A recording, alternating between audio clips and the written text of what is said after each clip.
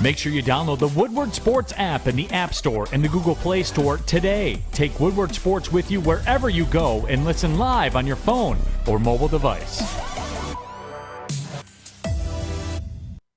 Good morning, everyone, and thanks for joining us on the Morning Woodward Show here on the Woodward Sports Network.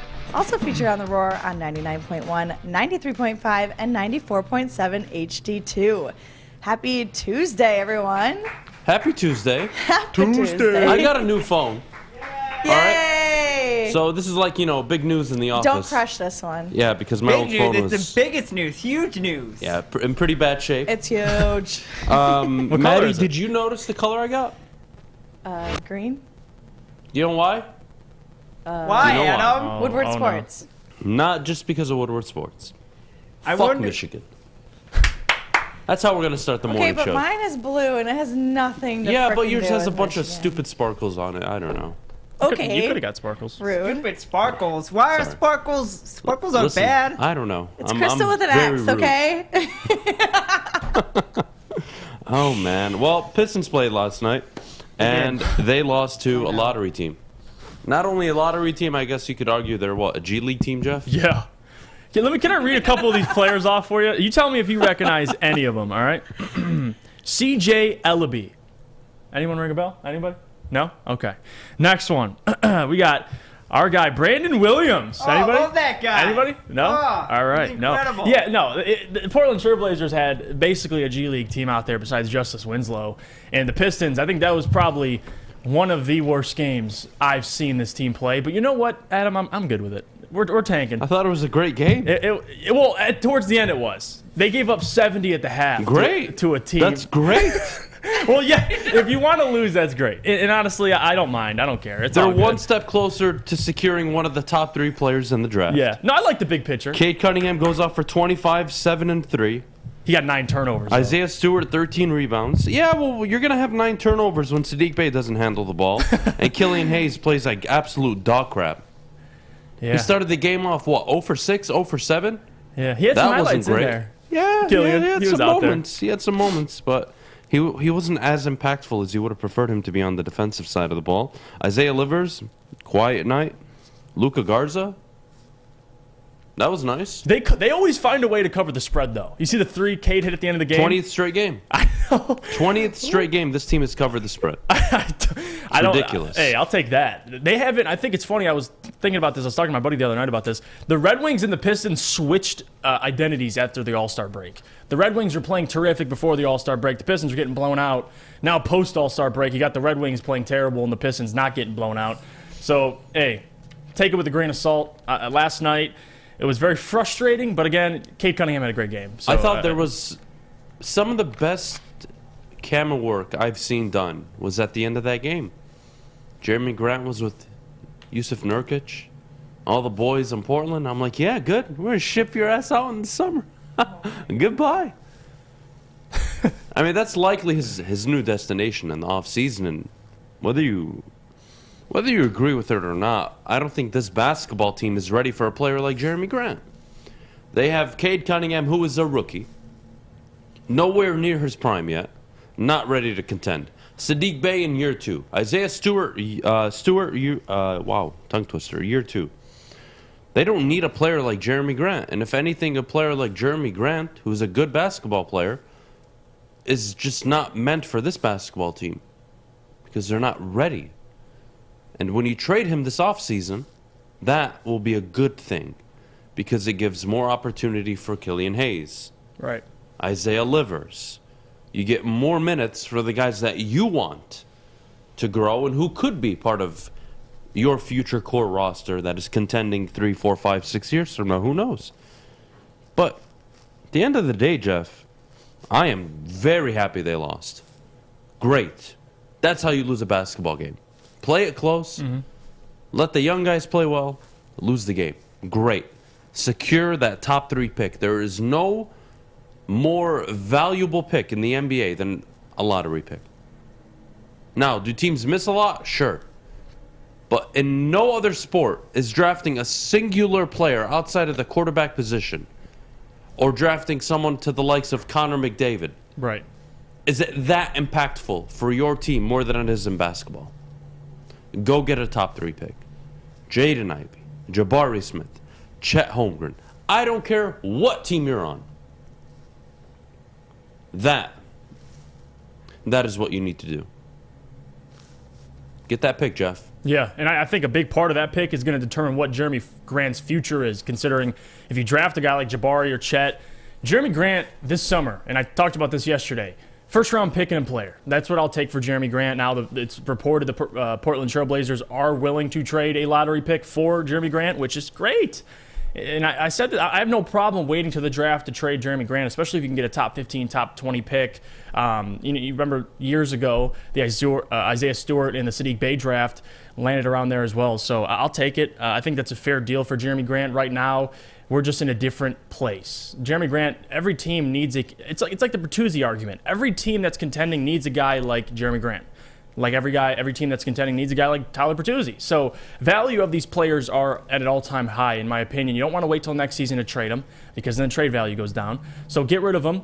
I appreciate Jeremy. He's a great player. But I think another team who's trying to win could use Jeremy right now. So it's going to be interesting to see what happens towards the draft.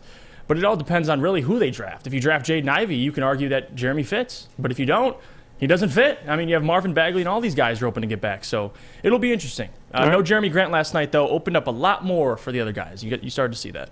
All right. Well, the Lions made some moves yesterday.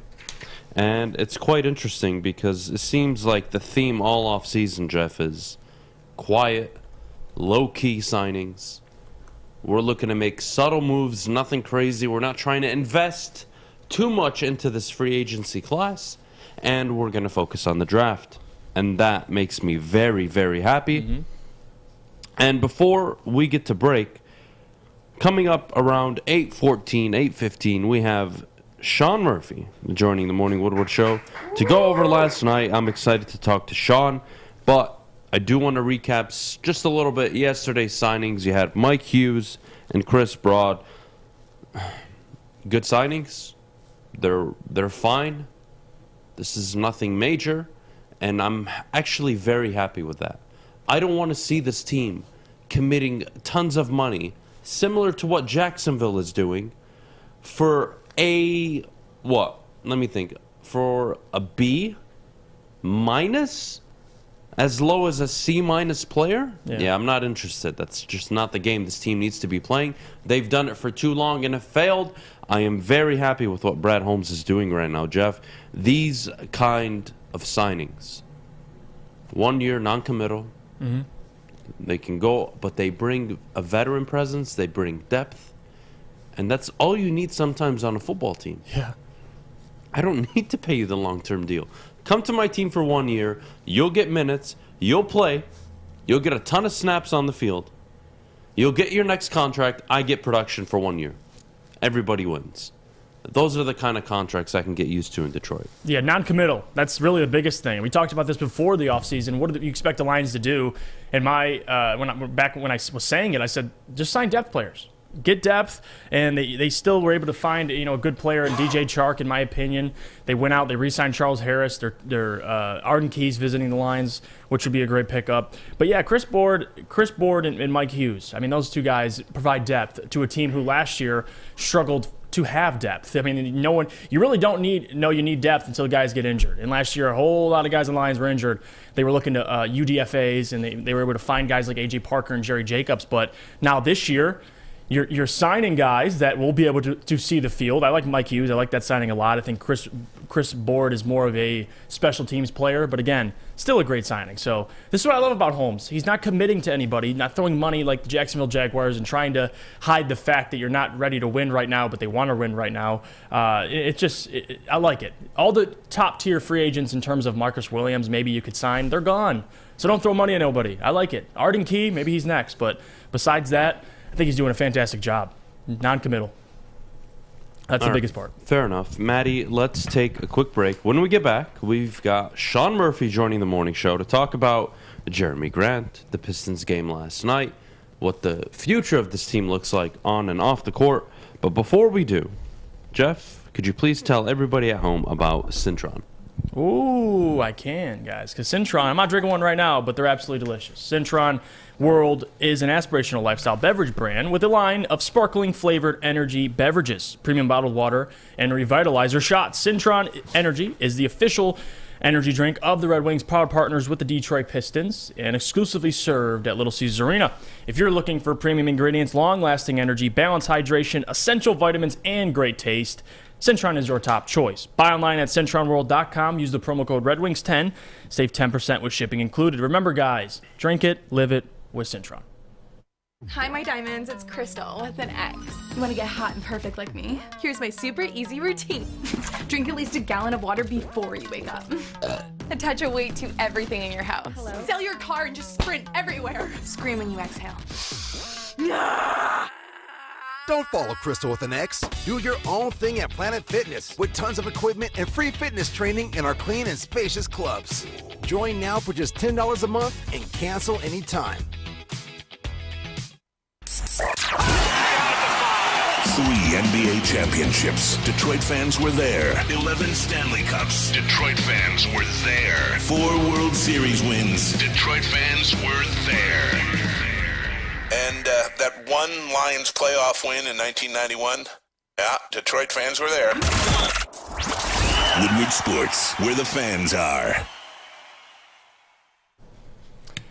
Woo! Wing Snob. Fresh, juicy, hormone-free chicken, something that you need to look into, regardless if it's 8 a.m. in the morning. Wing Snob has the best traditional wings to try out their signature sausage, Jamaican jerk, or lemon pepper. Wings are tossed to perfection in any sauce you so choose. When the wings are this good, you're allowed to be a snob. So order online now at wingsnob.com. Wing Snob, we just have better wings. All right, here we go. Morning Woodward Show, 8:12 a.m. How's everybody doing? Tuesday morning. We've got Sean Murphy joining. Sean, good morning, buddy. Good morning, Adam. How are you doing, everybody? Good morning, Sean. First of all, what's going on, Maddie? Jeff, good to see you. What up, baby? Adam, how you doing, man? It's weird. You've been on this cold streak of late, dude. The Michigan basketball stuff. Jeremy Grant going for 40. You had a great weekend. Yeah, you know they lost when he scored 40, you asshole. Hey, don't forget, Russell Westbrook had a game winner, too. You got to throw that in there. Heyo. Congratulations, guys. Every dog has its day, all right? Every dog has its day. What am I supposed to say to that? Up. Yeah, Jeremy's had quite a few days of late. It's weird. Yeah. He's coming right with the heat. We got to get into I swear, Sean, if you didn't live 2 hours away, I'd take a baseball bat to your head. But anyways, let's get this interview started. I love you too, Adam. Talk to me a little bit, you and Jeff, before we get into Pistons. Talk to me about what you guys are going to be collabing on. Tell everybody at home, really, I'm really excited for this project you and Jeff are undertaking. So, Jeff, Sean, whoever wants to go first, feel free. You can take it, Sean. Yeah, absolutely. So Jeff is joining the From Half Court podcast, which is something that I've been running for a little over a year now. And so now Jeff is obviously joining the team. We are going to be making NBA content and taking over the Woodward Sports NBA content game. So Jeff and I, each and every Wednesday, will be on the From Half Court podcast, but also be making content together. Our first video actually goes up today. So you want to go on YouTube, From Half Court. Jeff and I are going to be working together for quite a while on that. So a lot of awesome NBA content's coming between Jeff and myself. It's going to be a great time. Yeah, yes, sir. Yes, it is. I'm excited, Sean. It's going to be a lot of fun. People who all love it. It's not just, if you're Pistons fans or either just a fan of the NBA, the channel is going to be quite enticing for anybody that wants to get involved. But now we got to talk about some Pistons, though, Sean. Because last night, I was a little, we were recording some stuff, but I looked back and I watched the game. And someone didn't tell me that the Portland Trailblazers were fielding a damn G League team out there, Sean. What the hell? And we gave up 70 at the half? Good. It's good. It is. Yeah. I can't lie. I'm over here trying to critique them. But you know what? You want to lose, you want to lose. So, Sean, what did you think of last night's game? What are your takeaways? And what do you think of not having Jeremy out there, how the guys looked? Yeah, I mean, listen, you're talking about how Portland's fielding a lot of G League players out there. If you look at the Detroit Pistons bench, that's pretty much all we saw was the G League crew that plays for the Motor City Crews predominantly. So it's that time of year where we're just going to see guys conveniently end up on the injury report. Guys like Corey Joseph, who are playing 35 minutes a night, suddenly are dealing with knee issues. And I think you're going to be hard-pressed to see Hamidou Diallo or even a guy like Frade Jackson return to the lineup. So I think we're in this time of year where it's the development days. where we're going to see guys like Killian Hayes go out and get 36 minutes and really get the chance to get some shine. We're going to see more minutes from guys like Luka Garza and Isaiah Livers and Saban Lee as the season winds down. We're just in that time of year. There's no reason for the Pistons to truly try to win games coming down the stretch. It's really in their best interest to play these games close and stay in that race in the lottery. So, both teams very much looked like young, reckless teams last night. I mean, when Cade Cunningham gets 9 turnovers himself, and somehow Portland has half the points off turnovers that Detroit has. Both teams just played young, reckless, and loose last night. It was still a fun and entertaining game, but both teams fielded super young rosters out there. Detroit just had the names that were more flashy, but at the end of the day, Sean, what do you think the market is for Jeremy Grant in the offseason, especially if it is a trade to Portland? Are the Pistons going to be able to claw away that Pelicans pick? Yeah, I absolutely think that that there's definitely a market for Jeremy Grant. I think obviously, with Portland, that's one team that's pretty much made it very known that they want Jeremy Grant. But they're not alone in the Jeremy Grant sweepstakes. I think you're going to look at teams like Chicago. They're going to realize that they're a piece away. They're 4-16 against teams that are towards the top of the Eastern Conference, that are towards the top of the standings. You have teams like the Utah Jazz that are a piece away themselves. So I think you're definitely going to see a lottery pick and a good young player go in return for Jeremy Grant. Who knows? You could possibly see a second-round pick thrown in there as well. There's most certainly going to be a market, though. Perhaps this summer it will be higher than even it was over at the trade deadline as well. So Detroit, being patient, waiting for Jeremy Grant to, see how he fits with this nucleus, but also just to see where they are in the draft. There's most certainly going to be a market for Jeremy Grant this summer. I think at least one good lottery pick and then a good young player as well. I think that's a good market for Jeremy Grant.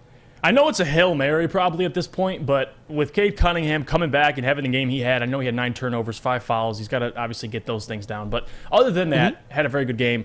Where is he right now? You think there's any chance at all he catches Evan Mobley, or is it pretty much, all right, Evan's been more healthy, he's been consistent, give the award to Evan, or you think Cade has that tiny bit of slim chance he can sneak up and catch him for the award? I think Cade Cunningham has put up quite a fight.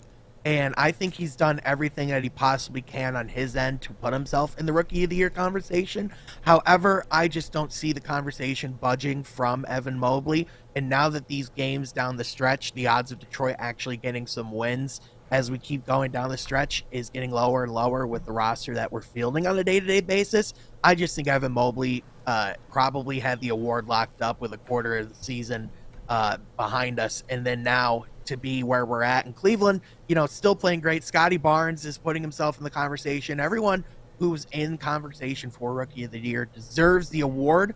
However, in my opinion, I would still say Cade should be the one getting it. However, I just think not many people are tuning into Detroit games right now, and I don't think they'll have much incentive to down the stretch. So I think Evan Mobley does probably have that award locked up, if we're being honest. I'm just not sure how, because if you look at his game logs, he's only scored 20 points in the last 20 games. I want to say a total of 3 times. I mean, right. Compared to Cade Cunningham, it's just not even close. But again, he does play on a better team, even though that quote-unquote better team lost to a 37-year-old LeBron James and the Lakers last night, who are the 9th seed in the West. Yeah, that was not a good look. So Evan Mobley played great, though. 13 points, 4 rebounds. It was a big game, taking over the game for Cleveland. 13-4. That's 13-4. It's a huge game for Evan Mobley, Rookie of the Year, baby.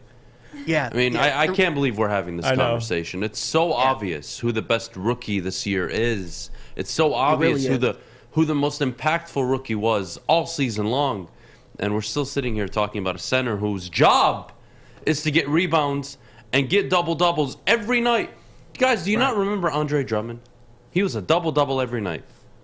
He was zero impact. Now, Evan Mobley, is he going to be Andre Drummond? We all pray not. No, that would be a disaster. But the point is, you're supposed to shoot 57% from the field. Right. You're supposed to get a block or 2 a night. You're 7 feet. If I was 7 feet, I would be doing the same shit. Now, I may not be as athletic, but I'm just saying. Just a little bit less, Adam. I could get a few rebounds. I could get 4 rebounds last night if I was 7 foot. That's all I'm trying to say. Yeah, you got a good point. And Cade's listen, rookie and of I the year. think a lot of it. That's my I argument. think a lot of it is just because he plays in Detroit. I think it really does come down to that. And What the fuck is Cleveland, Sean? What the fuck is Cleveland, huh? Tell me. I know, Tell me. I know. You don't know. What the hell is Cleveland?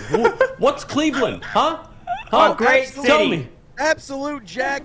I'm not claiming Cleveland is anything, man, but I just think what Cleveland at least has going for them is, even though it's Cleveland, they're still winning games, and that's what predominantly people are going to look at, having another All-Star alongside Darius Garland. Now, Evan Mobley has been a great defensive big and has had a great impact on the defensive end for someone that is a rookie. However, to me, I know from what I've seen, I know Cade Cunningham should be the rookie of the year. If we're looking at the talent evaluation, it's Cade Cunningham, and it's not even close. So to me, that's something that Pistons fans can take solace in the long run. I think it's going to be clear which of these guys are the top of their class, because Cade Cunningham in statistical categories, it's not, if we're just going off of that, Cade Cunningham would be rookie of the year. We wouldn't be having a conversation right now. But unfortunately, I do think that they just do value winning too much on an award that you really don't normally expect rookies to be winning their rookie year. But that's a whole other conversation for a whole different day. I just think that you take Evan Mobley out of Cleveland, they're still a playoff team. You take Cade Cunningham out of the Pistons, they may not win a basketball Historically game. bad, like Charlotte Bobcats. No, bad. like 2-80 bad. Yeah, it would have been terrible. It would have been bad. And then we have to see more Jeremy Grant getting 48 minutes trying to be Kobe Bryant again. Sean, I hate you. I hope you know that. I love you too, Adam. Yeah. Sean, I mean, we talked about this a little yesterday, but I know people in the chat, I don't know if everybody's seen this, but the reports coming out, Paulo Banchero, widely regarded, let me put the quotations over that, as the number one overall pick now that, March Madness is still in place. Do you think that's an overreaction? Because in my opinion it is. And if it is an overreaction, why is Chet still number one, and why the hell isn't he on some of these people's boards? I don't get it.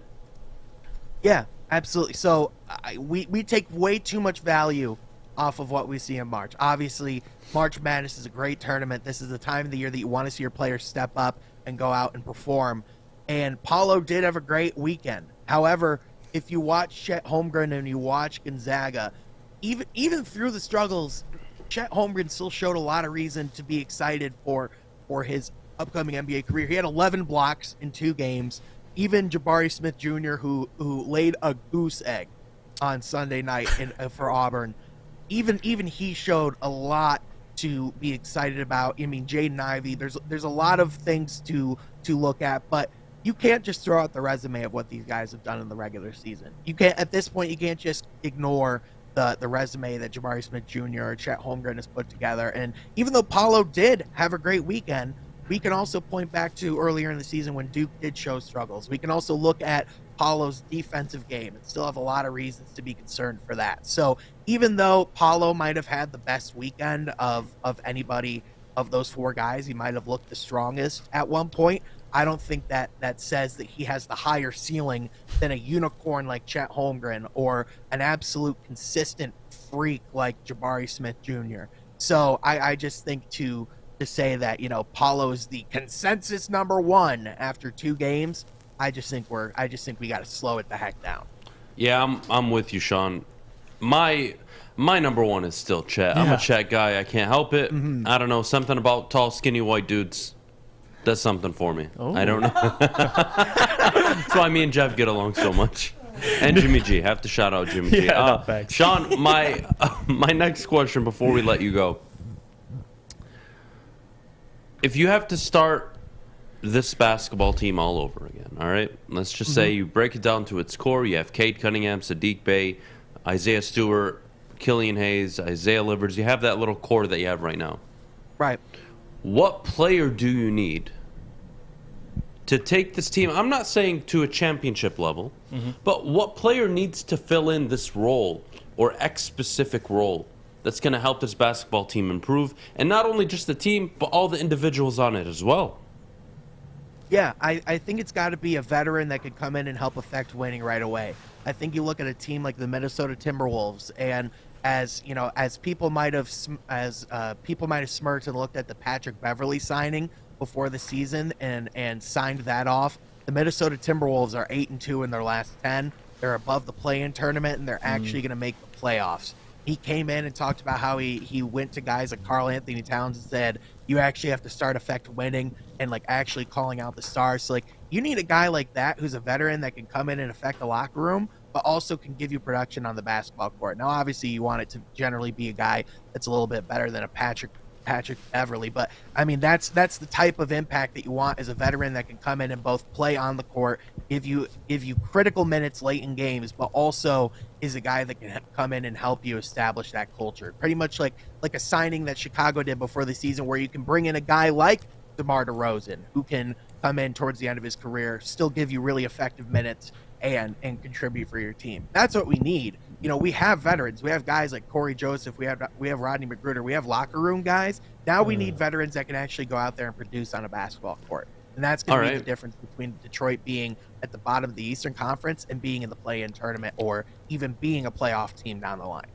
All right, fair enough. Sean, one more question. Yeah. All right. You have to keep Jeremy Grant and sign him to a 5-year Supermax contract. Or you draft Paige Buchers out of UConn. Oh, second round. Gosh. You go second round. Paige Buch, second round? You take her over Jeremy Grant, yes or no? I'm taking Jeremy Grant to the Supermax. Oh, fuck you, Sean. Fuck you. Give me Paige Buchers. I did that just for you. I'm going to show love. Fuck this interview. I'm going to show love to my girl out of UConn.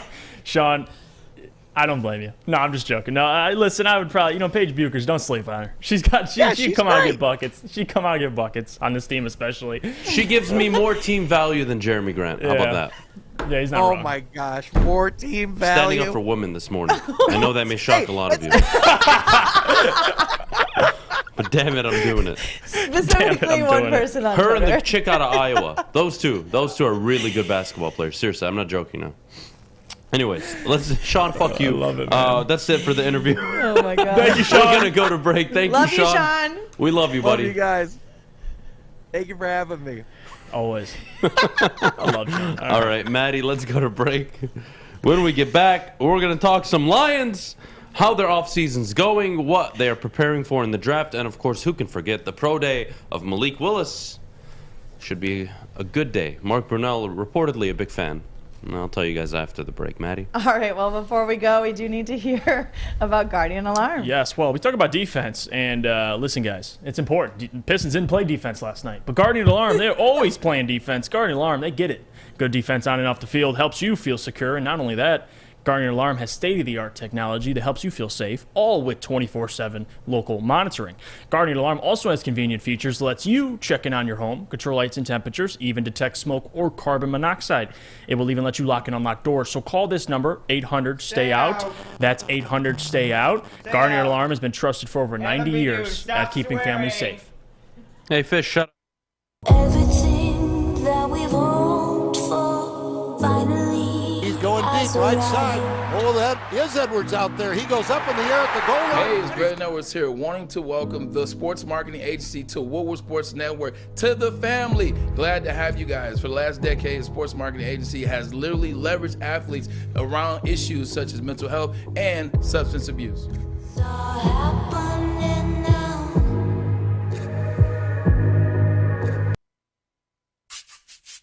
You don't have to go to the beach, man. You don't have to get your butt crack full of sand. You just need a little chili peppers, man, to get that glowing beach chili peppers tan. Woo! With 26 locations in the Metro Detroit area and more coming, Chili Peppers Tanning is where you'll find the cleanest salons in the D. Join the Pepper Club for the best deals on unlimited tanning. Head to chilipepperstanning.com. You just need a little chili peppers, man. Baseball, beer, babes, more beer. Opening day live from Brass Rail and Music Hall Amphitheater with Woodward Sports.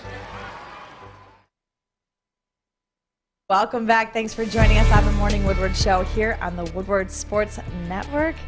Guys, the Lions are continuing with a quiet offseason. What do you think of their signings yesterday? So far, so good. No complaints on my end. You're not going to hear me pounding the table for big signings. They're not ready.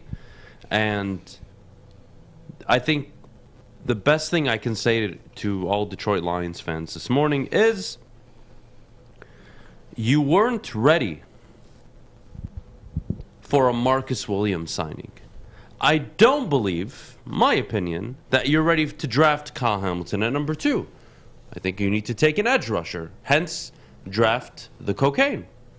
But these offseason moves have been quiet, steady, non-committal, not extensive in terms of the contract length or the amount of money due. Brad Holmes crushing it. This is what I mean, and this is what I've been trying to say now for months, is you have a GM, Detroit, that knows what he's doing. And I'm of the belief that he's not going safety at number 2. And whether these signings want to point you one direction or the other, I really don't care. But my concern with Lions fans moving forward is you need to understand what's winning in the NFL. Okay? Now, quarterback wins in the NFL. 7 of the 8 division winners last season, Jeff. The best quarterback won the division. Now I'm going to flip it on you, though. Jeff, compare Jared Goff to a winning team's quarterback. Can you name a few for me? Ryan Tannehill. Who else? Off the top of the head, Jimmy G. Jimmy G. Okay, I don't mind that at all. I think Jimmy a little better, but that's fine. But similar in terms Kirk of Cousins. Kirk Cousins, right? Another one. So you can win with an average guy, but what do all those teams have that the Detroit Lions are trying to build? Well, great rosters and great coaching. Great coaching. Very good rosters. Mm-hmm. A very good defense. San Francisco, Tennessee, good defenses. Yeah. Run game. Run game. San Francisco, Tennessee, they can run the ball. Outside of this year for Tennessee, because they went out and got Julio Jones. Mm-hmm. Who was their big-time receiver? A.J. Brown? Okay, he's not even a star yet. So you don't need that, technically, to win. You need good coaching and a good roster. And if Dan Campbell is the guy that you believe in Detroit, he's going to win you football games this year, guys. Because Jared Goff is a capable quarterback. Is he a franchise guy? No, he isn't. But you got to stop acting like it. You have to stop acting like you have everything in place to go all in. You're not ready yet, Detroit.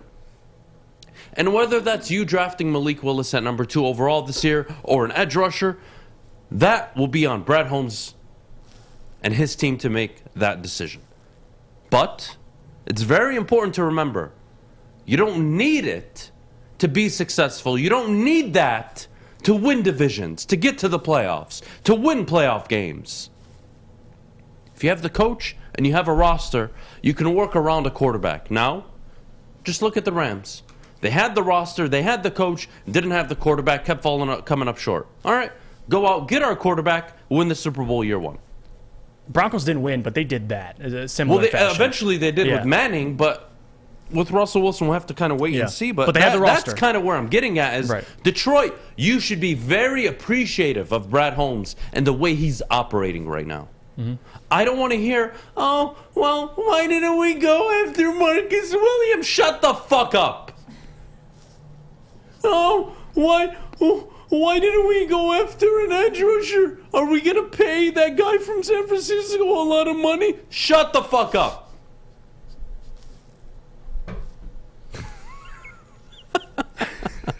That is what they sound like. Shut up. That is what they sound like. Let the guy work. You're finally going in a direction that I can at least respect. The organization is feeling confident about it. You can't point to another point in this franchise's history where you felt more confident in a GM. This is the first time in a long time you've acquired draft capital. You are now in the running, Detroit, to possibly trade back to number 8 because Atlanta will be in the market for a quarterback. Carolina will be in the market for a quarterback. You may have that opportunity now that 3-4 weeks ago you didn't think was possible. Shut the hell up. Let Brad Holmes operate. Jeff? You took the words right out of my mouth, Adam. And especially with this situation, like, and this is why people, I know they overreact, and just listening to other networks and other radio stations talking about it, like even fans on Twitter, it's about understanding the process, number one. I know people always say, well, you say you're not ready to win yet. When are you going to be ready to win? There's a process, and Brad Holmes clearly has a vision, clearly, in the first year. Although the win total didn't add up, you still landed a number 2 overall pick. We have a guy who we believe in to make those selections. He did great last draft, found a stud in Amon-Ra St. Brown, found Penei Sewell, didn't miss on the first-round pick, of course. So relax. Everybody, and not just people in the chat. I'm talking about all across the people that are freaking out about this free agency. They did just fine. They did their job. They signed guys non-committal. They gave guys 1-year prove-it deals like DJ Chark. They re-signed players that were here last year that played well. Charles Harris, Tracy Walker.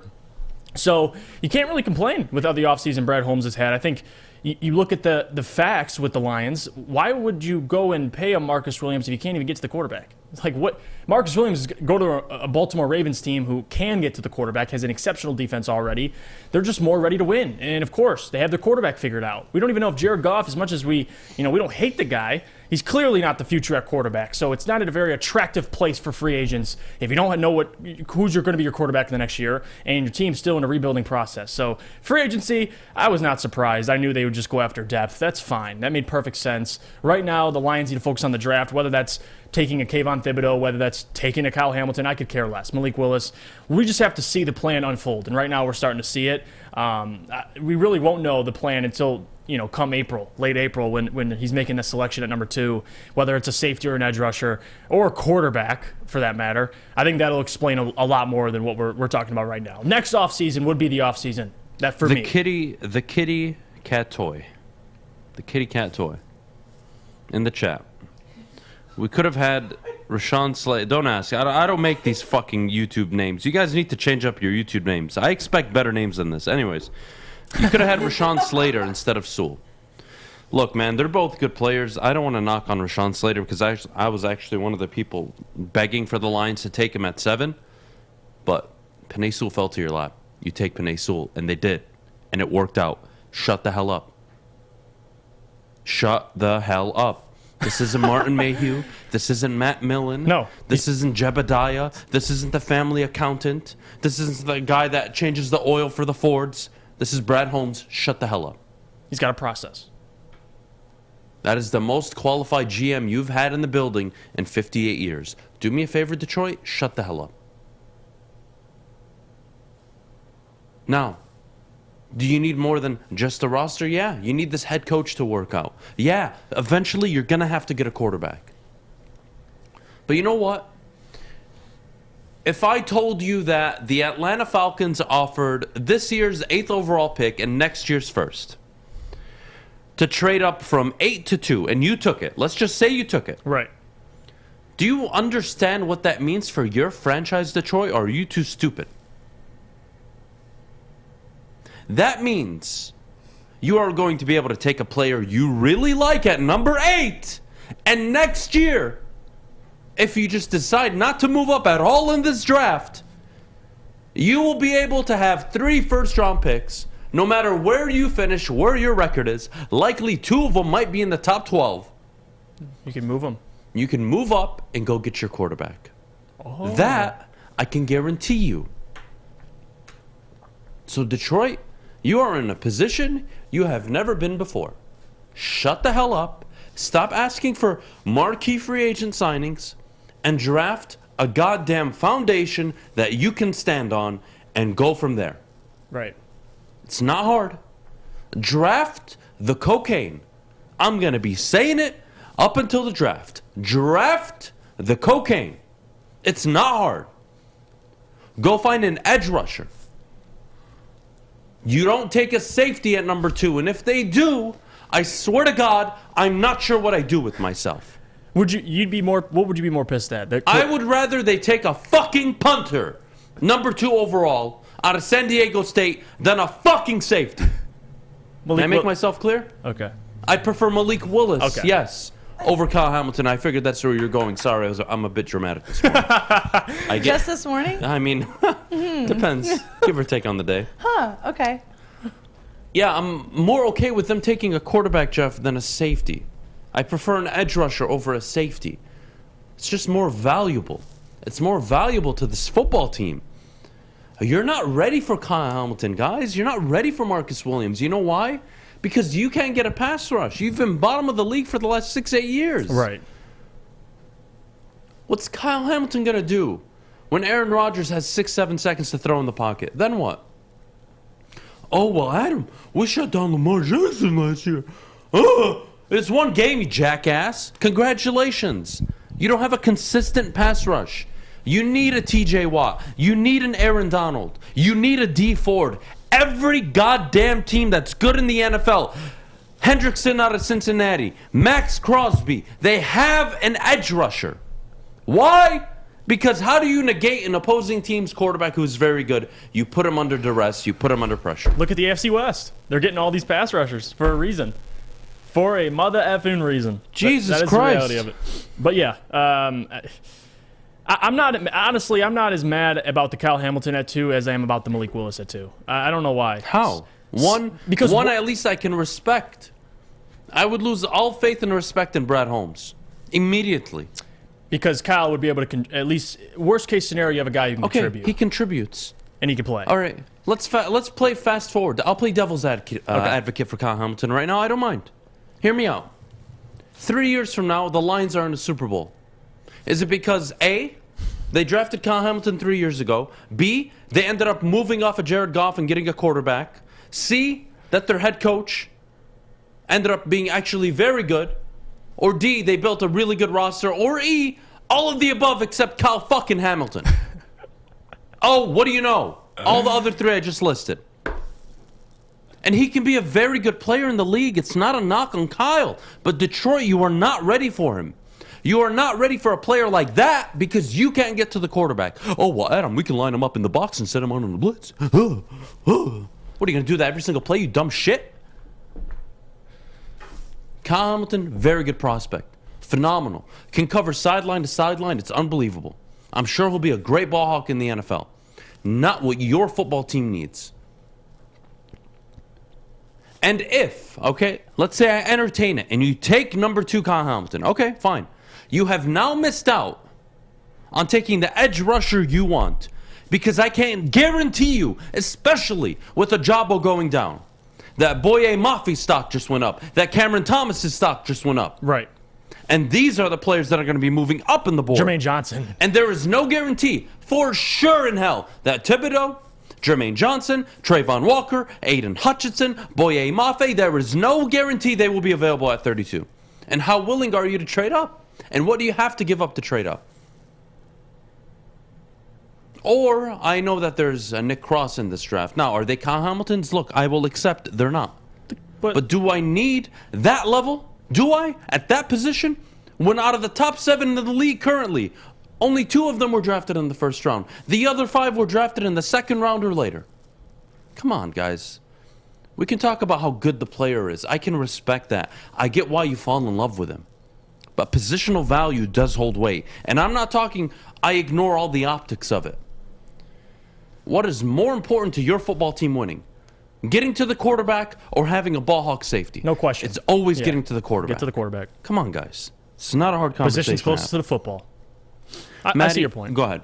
No, I see your point. Honestly, you always get me with these questions. That's why I thought it was interesting. For me, like Malik Willis, I probably have more questions about him than I do Kyle Hamilton, but I get your point, though. You need to get to the quarterback. That's why, me, it's edge rusher or bust at 2. That's how I always felt. And that's Think how about it. So I just brought up that there's no guarantee at 32, right? Right. Well, there's no guarantee that Ojabo will fall. And even if then, let's say he falls to you at 34, and you're all in. He's coming off an Achilles injury. You show me the edge rusher that has come back from an Achilles injury. Granted, he's much younger than most. It's a tough, nagging injury, even if science has caught up so well. Right. That's fine.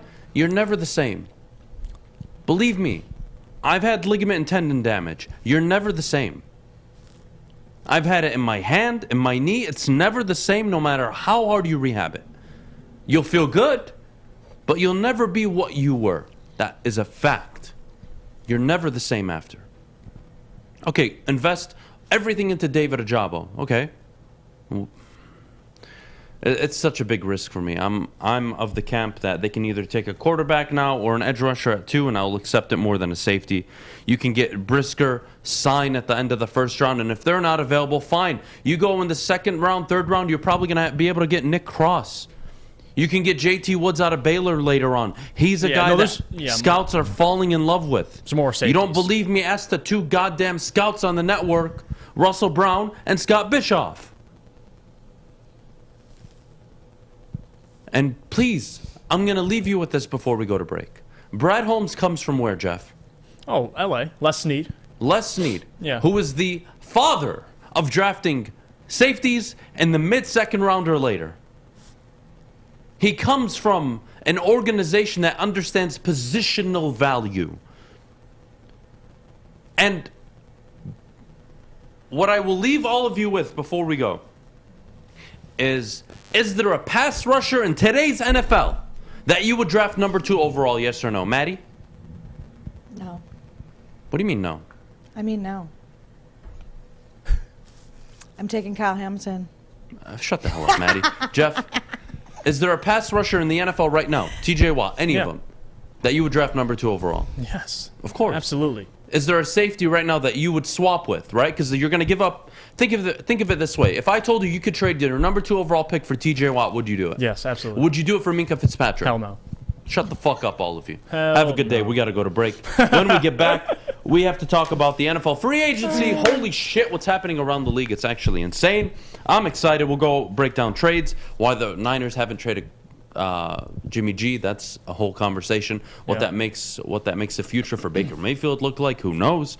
The quarterback market is in disarray right now. So we got all that coming up in the next few segments. But Maddie, before we go, Yes, before we go, we do need to hear about Gypsy Vodka. Gypsy Vodka, the smoothest tasting vodka on the market. I suggest all of you try it. Gluten-free Michigan's vodka, locally owned and operated. And you guys know I'm a big fan of supporting local. Gypsy Vodka. Ask for it by the name of Gypsy. And as always, please do drink responsibly. The fuck? Hi, I'm Kay Cunningham. I'm proud to partner with Hall Financial, the mortgage company known for 5-star service.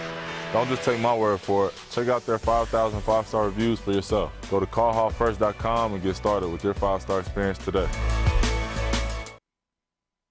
Think you're a big shot? Oh, excuse me, it goes down! Think you can make the big shot? Washington fires. That hits! Woodward Sports wants to send you to the finals for college basketball April 2nd through the 4th in New Orleans. That's right, you and a friend in the Big Easy. We'll take care of the airfare, hotel, and tickets to see the finals for college basketball. Listen Monday through Friday to the Morning Woodward Show. Big D Energy. And the bottom line for your chance to qualify. If you can make the big shot, you and a friend are getting out of the cold and to New Orleans. Got it! Keep listening and watching for your next chance to win. Powered by Planet Fitness, Syntron, and the Sports Marketing Agency. And it's over!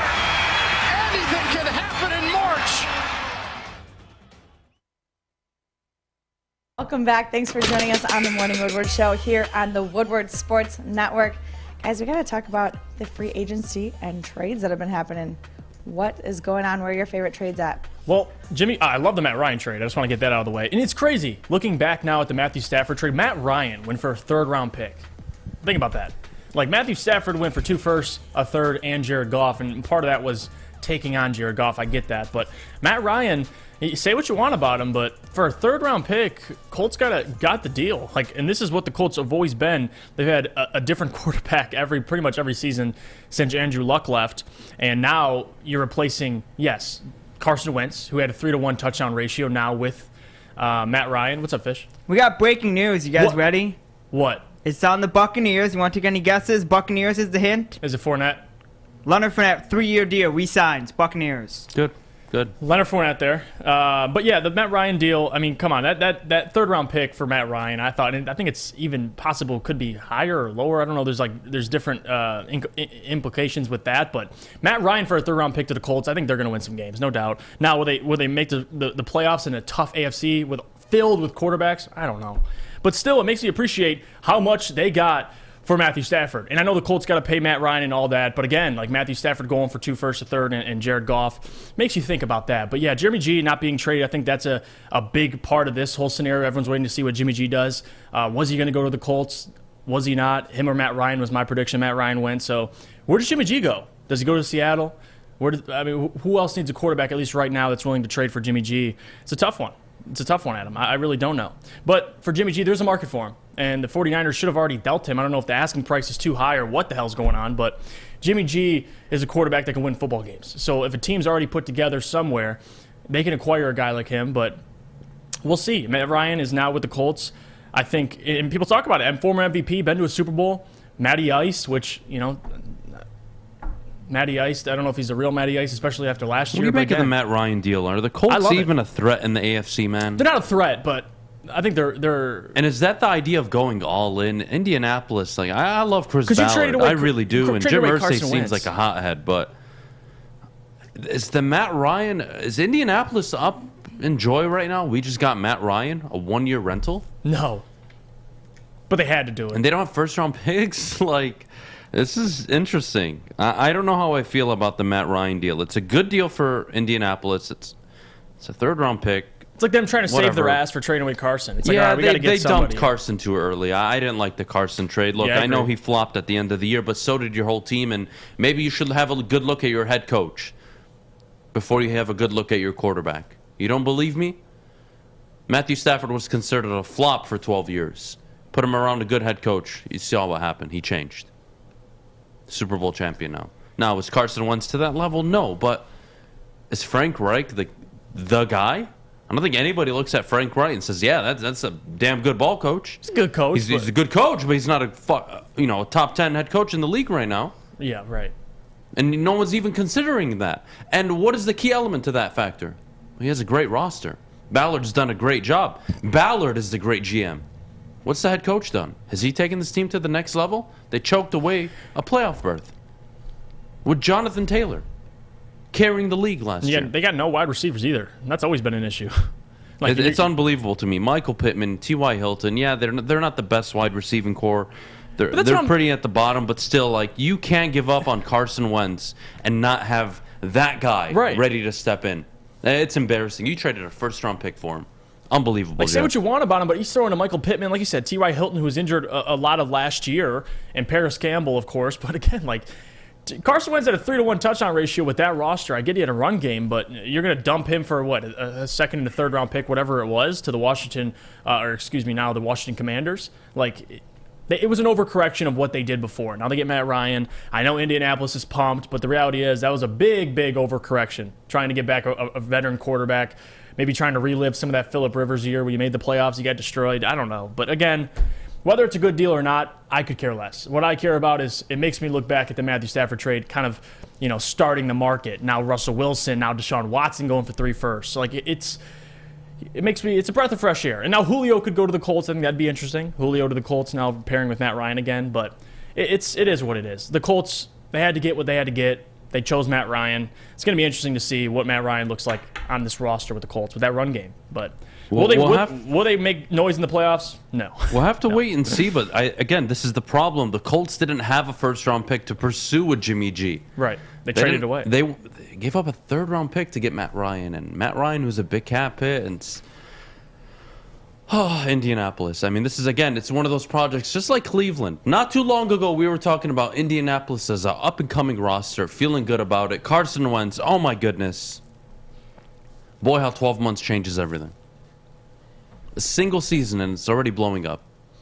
And I don't think they're making a push in the AFC that has Russell Wilson, Justin Herbert, quarterback galore, Patrick Mahomes, Derek Carr, Justin Herbert.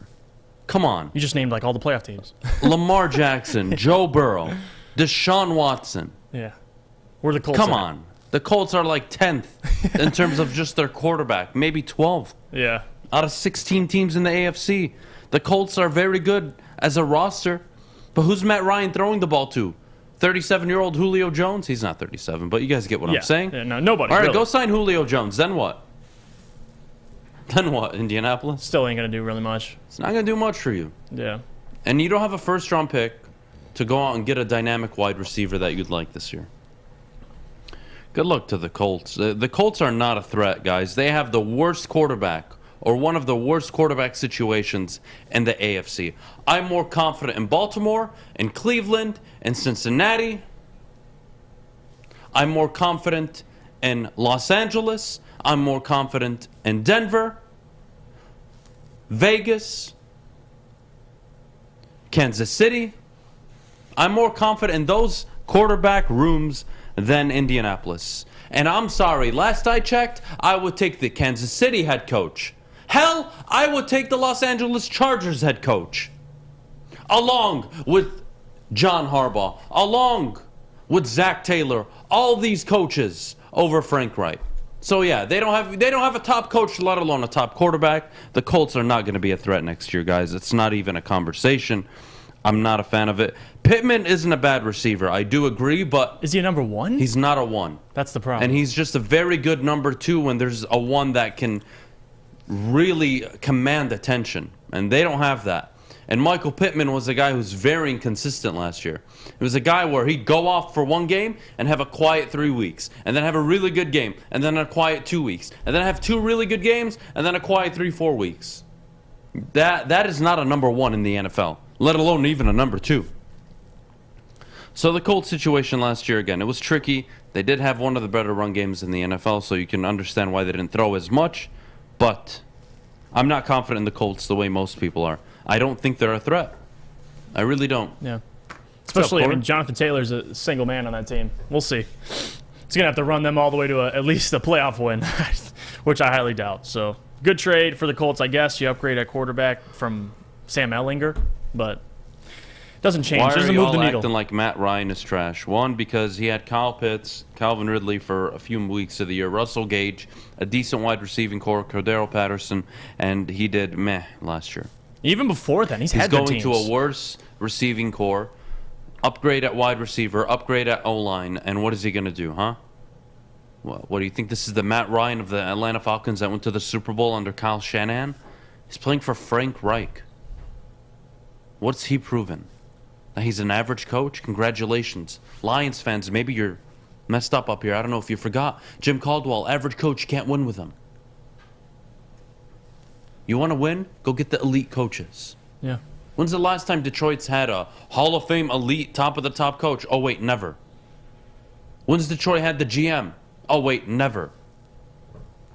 You now might have the GM with Brad Holmes, thank God. You don't know yet with Brad Holmes. Dan Campbell. A lot of questions, but still. That's how you win in the NFL. It's not hard. Have a quarterback, protect the quarterback, give him weapons. Get the head coach, get a pass rush, you can win in the NFL. 5 things. Never changes. It never changes. It's really not that difficult. Do I have to can I make myself any more clear? No. Maddie, let's take a quick break. When we get back, we need to discuss what the hell is going on with Jimmy G. Is he staying with San Francisco? I don't know. It's weird. Well, we'll talk about that when we get back. But before we go, we do need to hear about MyBookie. All right, guys. MyBookie, the premier sports book outlet, sponsored, of course, here at the Woodward Sports Network. We can't thank them enough. Make sure you sign up today. Bet from anywhere, anytime, using MyBookie and also using code Woodward. They'll match your first deposit $1 for $1. Take advantage of their promotional offers. Again, that's MyBookie. And if you do have a gambling problem, please call the Gambling Problem Hotline at 1-800-270-7117.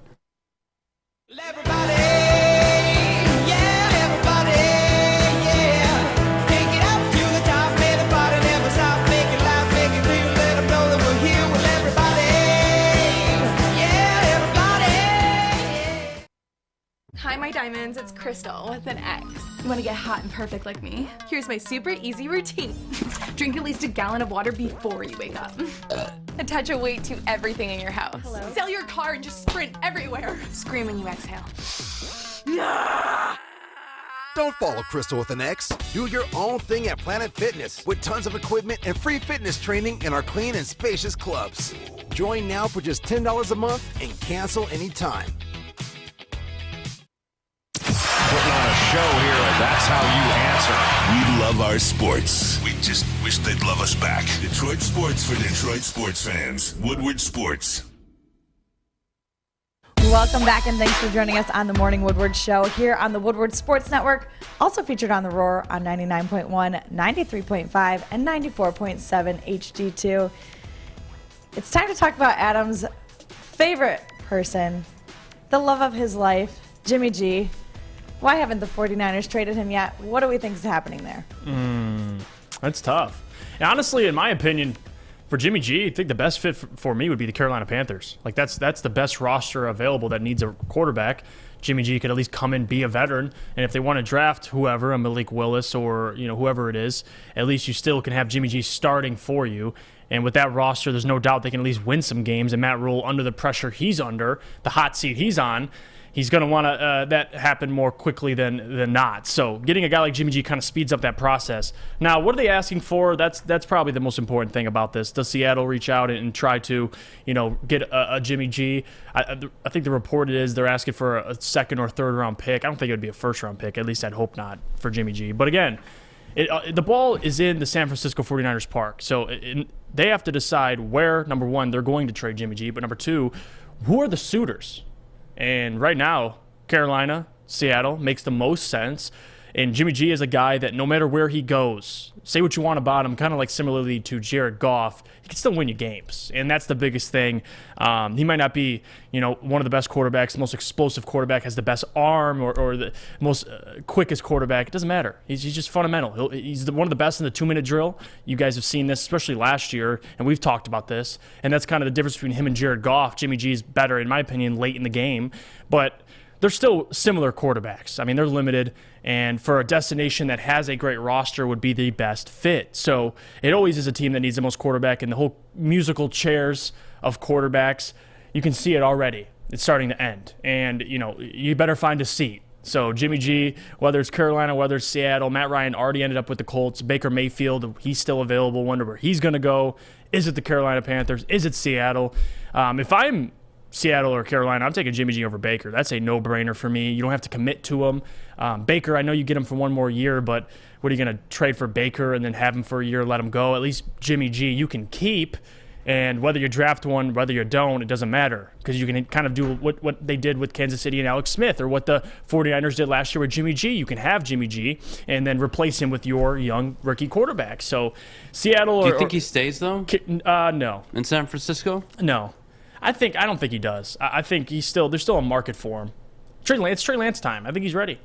Yeah, only they know, but again, I think. Peter Schrager came out and said that he believes Trey Lance is going to quote unquote Patrick Mahomes the league. That's what similar talent. So they're gonna look to trade Jimmy G. They don't have to do it right now. They have time, but what's the hold up and who's he going to? Is it Carolina? What's Carolina giving up? A second and a fifth? Second and sixth, maybe? They're not giving up their first-round pick. No first-round pick. And Seattle's in their division. That's tough. But Seattle's not doing it. No, they're in a full rebuild. They don't need Jimmy G, right? So it's probably Carolina. So it's only Carolina on the market right now that would want a quarterback and are looking to win now. Yeah. But is Jimmy G looking at Carolina like, yeah, I can win there for the years to come? What happens if they fire the head coach and the new one doesn't like me? Then what? Seriously. Well, that's probably the only destination. Not that it's his choice. Right. I don't know how I feel about it. It's kind of odd that Jimmy G has not been traded yet, but I think he got priced out in the market. Teams are willing to go get a Matt Ryan for a third-round pick. Why? Because Jimmy G might cost you a few seconds, which is crazy to think about, but he's worth it for a team trying to win now. And my question for all of you is, with Jimmy G not being traded yet, if he's not dealt to Carolina, who? Then who? Then I see him staying on the Niners roster and possibly starting next year. And if he plays bad, they'll pull the trigger very quickly. But I don't know why they would risk that, because they're trying to get value out of him and trade him. I don't see the trade right now. What's the trade look like around the league outside of Carolina? Who are the suitors? That's it, really, truthfully. Every other team either has a rookie quarterback or they traded for a veteran. So It's tough. Steelers got Mitch Trubisky. The Colts got Matt Ryan. Washington got Carson Wentz. I mean, name another destination. Like, I'm out. Carolina, I mean, like, that's the only one. Giants have Danny Dimes. They're probably not going to try and get another quarterback. Maybe they do. But again, like, I think they're going to at least try and stick it out with Daniel Jones. So it is. It's either staying with the 49ers or going to Carolina. That's probably the two destinations for them, really, truthfully. I don't think, Jimmy to Atlanta. That's an interesting one, but they already signed Marcus Mariota. They might draft Atlanta, maybe. They might draft. Maybe Tennessee? But no. It's the same. The Saints, they just got Jameis Winston, so that's not going to happen. Yeah. Where are they trading him? The Giants? I don't know about the Giants.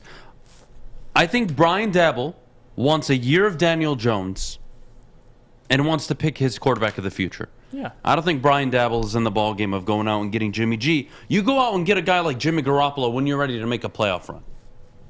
And you need a mature quarterback in the dressing room who can help you out. Who can help you, I would say, limit the amount of turnovers a younger quarterback would make. Is Jimmy G perfect? No, he's not. But you're telling me there isn't a market for a guy that just went to the NFC Championship game?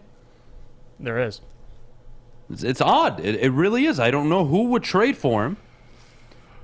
But every day that goes by, the more confident I become that he's going to stay in San Francisco and they're going to run it back one more year. Yeah.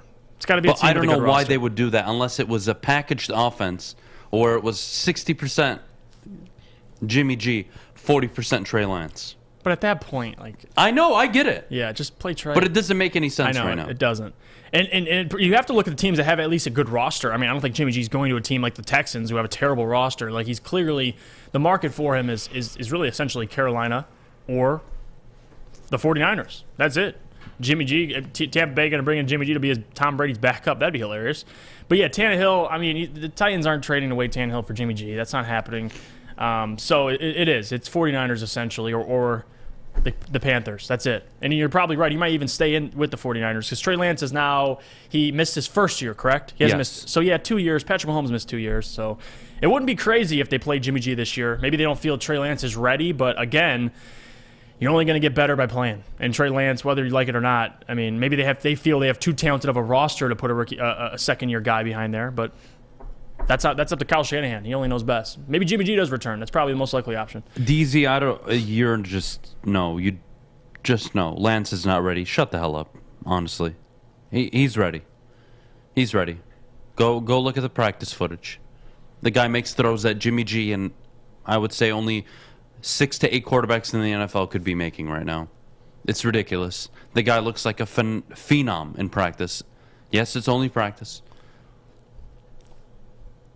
They need to go on Trey Lance. You don't sit him for more than 2 years. That reminds me of the Mahomes storylines coming out, like in practice before he was he's playing. Wowing everybody in practice. Tearing up practice. Yeah, he's making throws nobody has ever seen make, or at least have seen been made in a practice for San Francisco. He's wowed everybody. They're going to give him the chance. I don't see Jimmy G sticking around. I don't see why the Eagles would want him. No, they have Jalen Hurts on a second-round contract for the next 2 years. They're rebuilding. I don't know how I feel about it. Let's take a quick break. When we get back, we are going to discuss the biggest bum in the NFL. I could argue one of, if not the biggest bums in NFL history, Baker Mayfield.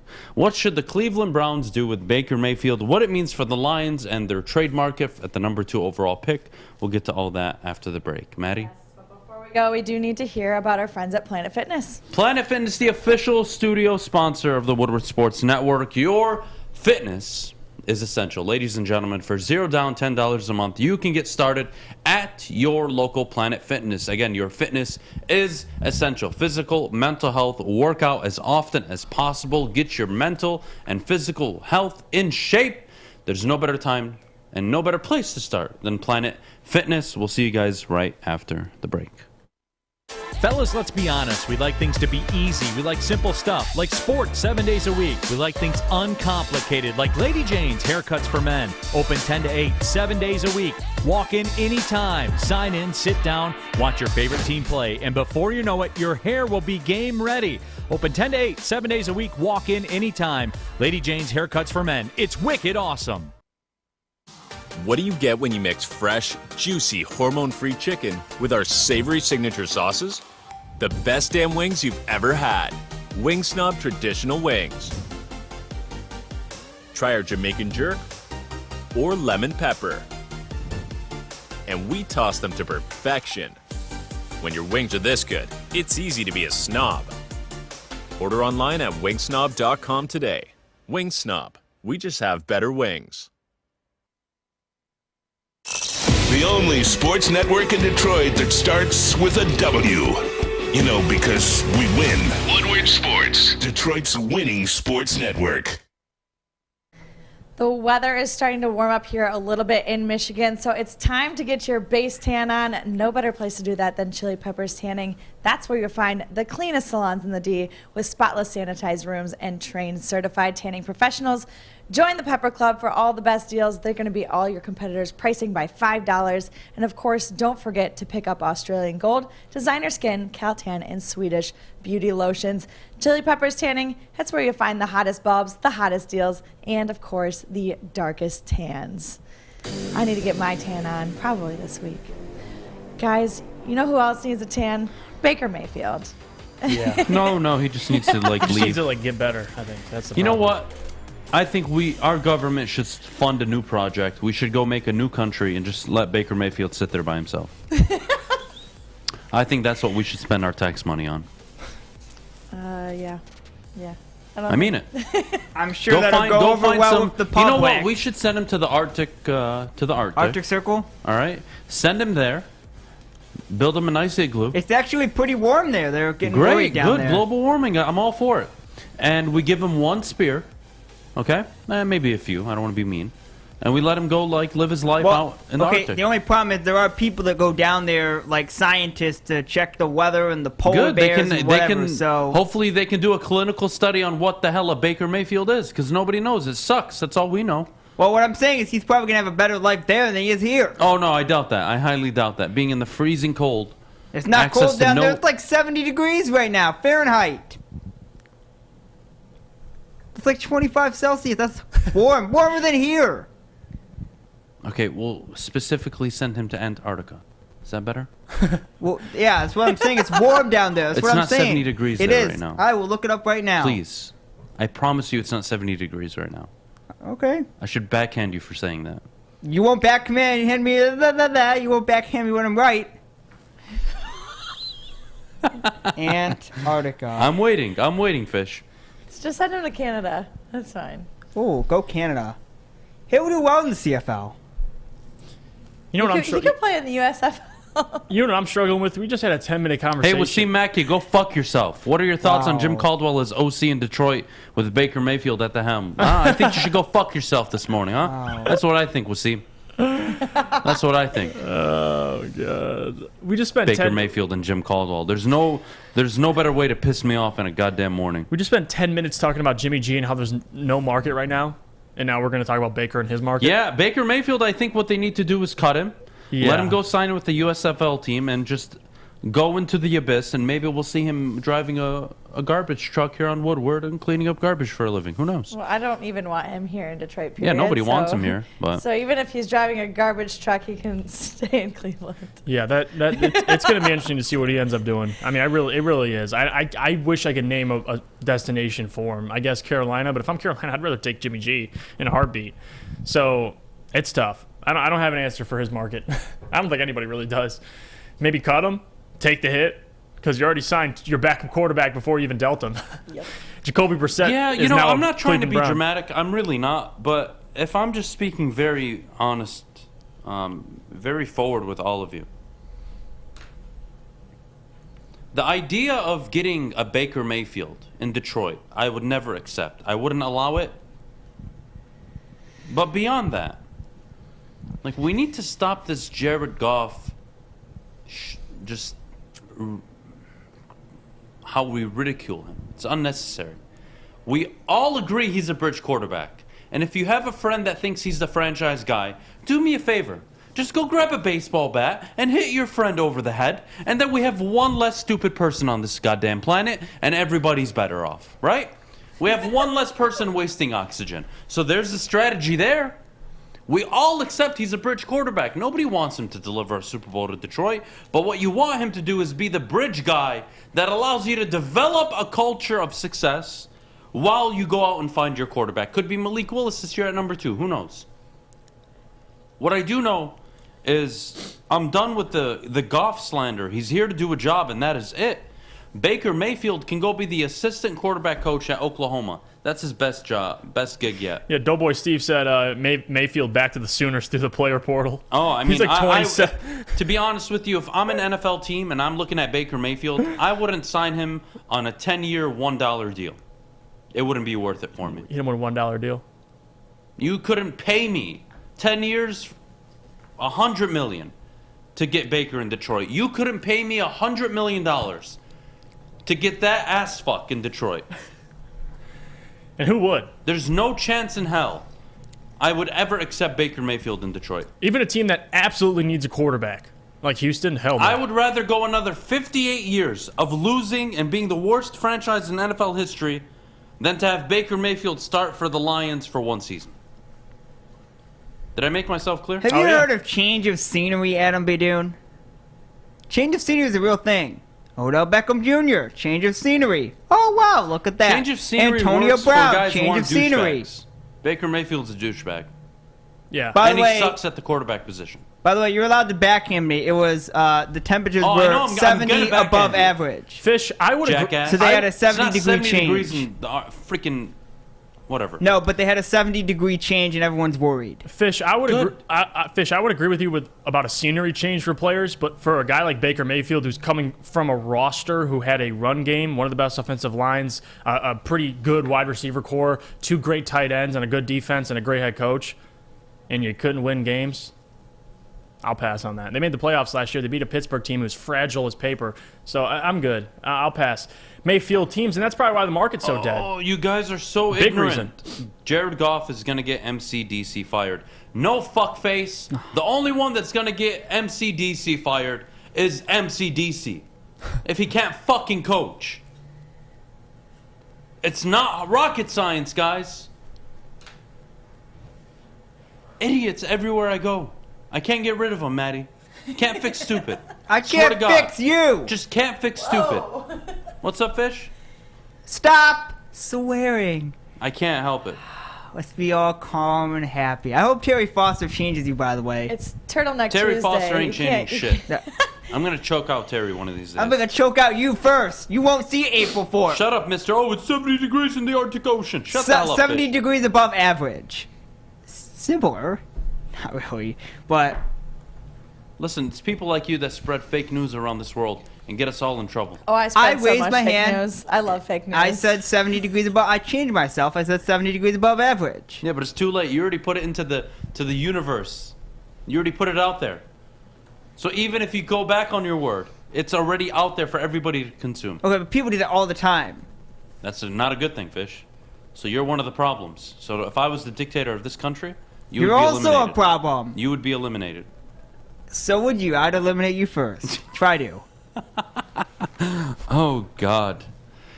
Oh, my God. I want to just address Wasim's comment about Deshaun Watson. I think the more I wouldn't mind Willis at 2, even Deshaun Watson was taken at 12 in his draft and he had the same critics. No, well, Deshaun Watson made back-to-back college football playoffs. Not only that, but he made the national championship back-to-back years and was one of the most electrifying players in college at one of the highest levels. So there's the difference. I think the player comp, though, is very similar. I don't... Because they're both very mobile. They both come from different stories, yes, right? But one was at Clemson playing with high-powered offensive weapons, high-powered run better game. competition. Of course. Well, not in the Better ACC, coaching. but really it was in the college football playoff Yes. where you saw him emerge, yes. But my one concern isn't even with Malik Willis. If they're going to go all in on him, fine. I don't mind that. Just do me a favor. I feel like I have a good 40, 50 years left to contribute to society. They take Kyle Hamilton, I'm done. I'm not giving you guys anything anymore. I'm done. No more sports talk, no more life. I'm giving up. I'm just giving up. Nothing you can do to change my mind. Kyle Hamilton at number 2. I got to keep seeing this in the chat. One of these days I'm going to find all of you. I'm going to find out what your real names are. and I'm going to have a baseball bat with your name on it.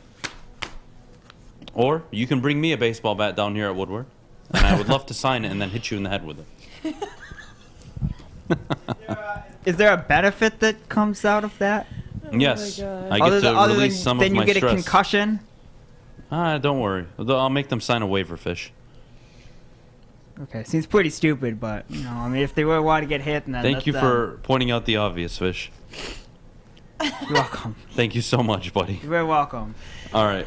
What are we doing? All right, let's move on. Let's go to break. When we get back, Jeff and I are going to rank the top 5 defensive linemen, both edge rushers and interior linemen, in the upcoming draft, and who the Lions should consider going after with the number 2 overall pick, or if they trade back, who knows? We'll have to wait and see how it plays out. But Maddie, before we do... Yes, before we go, Jeff, can you please tell us about the Fulling Warehouse? Yes, well, Fulling Warehouse in Hamtramck, great place to go with you, with your friends, with your family, does not matter. Home of the original football bowling pin game called Fulling. Host your corporate party, team building event, or just come in with family and friends. 2 ways to play. $10 unlimited open play. Stay the whole time they are open, or you can get a private lane reservation for $120 for up to 10 people for 2 hours. They have over 100 different beers. They also have their $2 mystery beer machine, which is absolutely just delicious. And they have multiple full bars. You bring the food, or you can have it delivered in. Come get your full on. Check it out at thefullingwarehouse.com. It took exploring 50 different formulas and hosting countless taste tests, but we believe Gypsy Vodka is the smoothest vodka on the market. Don't believe us? Ask the owners. We're Mike and Adam Kazanowski with High Five Spirits Distillery. We're in close to about 1,200 locations throughout Michigan. We wanted to create a brand that was geared more towards freedom, love, adventure, and at the end of the day, we really wanted to tell a story that inspired other people to take risk, follow their dreams, whatever that might be. Think you're a big shot? Oh, excuse me, it goes down! Think you can make the big shot? Washington fires and hits! Woodward Sports wants to send you to the finals for college basketball April 2nd through the 4th in New Orleans. That's right, you and a friend in the Big Easy. We'll take care of the airfare, hotel, and tickets to see the finals for college basketball. Listen Monday through Friday to the Morning Woodward Show. Big D Energy. And the bottom line for your chance to qualify. If you can make the big shot, you and a friend are getting out of the cold and to New Orleans. Got it! Keep listening and watching for your next chance to win. Powered by Planet Fitness, Syntron, and the Sports Marketing Agency. And it's over! Anything can happen in March! Welcome back. Thanks for joining us on the Morning Woodward Show here on the Woodward Sports Network. It's a wonderful Tuesday out there today, and what a better day than to rank the top defensive linemen in the 2022 draft. All right, guys, who's going to go first? Jeff, you can give me your 5. Okay, I'll start at 5. Jermaine Johnson is my 5th best defensive end, especially in this draft. A guy who's going to slide up on people's draft boards. Jermaine is a guy that early, about 2 months ago, was talked about late in the first. A guy who was dominant at Florida State, had to transfer away from Georgia because of how dominant their defense was. Came to Florida State, put up double-digit sacks, dominant season.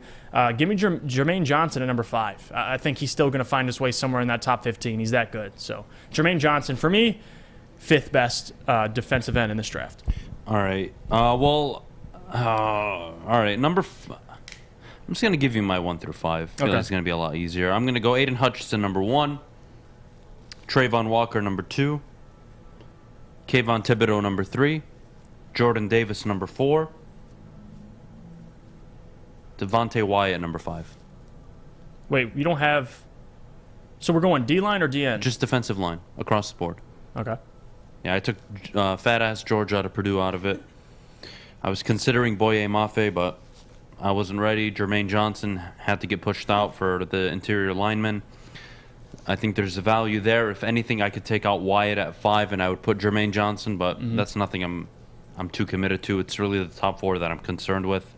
Hutchinson 1, Walker 2, Thibodeau 3, Jordan Davis 4. I think that's the consensus. Now, whether you agree on the order, I think that's fair to discuss, but I think those are the 4 that everyone's looking at. Yeah, mine, I'll go number 1, Aiden Hutchinson, number 2, Kayvon Thibodeau, number 3, Trayvon Walker, number 4, George Karlaftis, number 5, Jermaine Johnson. Yeah, I don't like him. I don't like George at all. All right. I don't like him at all. His We'll name find is... look, you guys need to understand, I'm a petty person. I'm really petty. And if I don't know how to pronounce your last name, or I find it annoying or difficult, well, I just don't like you. And I'm not drafting you. Because I want to be able to address you on a first and last name basis. Hello, Madeline Miller. Hello, Jeff Iafrate. Hello, Alex Westfall. Hello, Samuel Fisher. George. Hello, Karlaftis. George. Fuck George. That seems Except you've got a really stupid last name. That seems stupid of you that you're basically gonna like I am. erase I'm a the petty whole area just because of the name. I know. I'm petty. And I'm stupid sometimes. I fully acknowledge that completely. I'm willing to acknowledge it. Give me, you know what? Let's switch this up. Give me 2 edge rushers. No. Let's play it this way. Jermaine Johnson, okay? I'll give you that. Trayvon Walker, Kayvon Thibodeau, and Aiden Hutchinson. Those are the premier 4 along with Karlaftis, right? Yeah.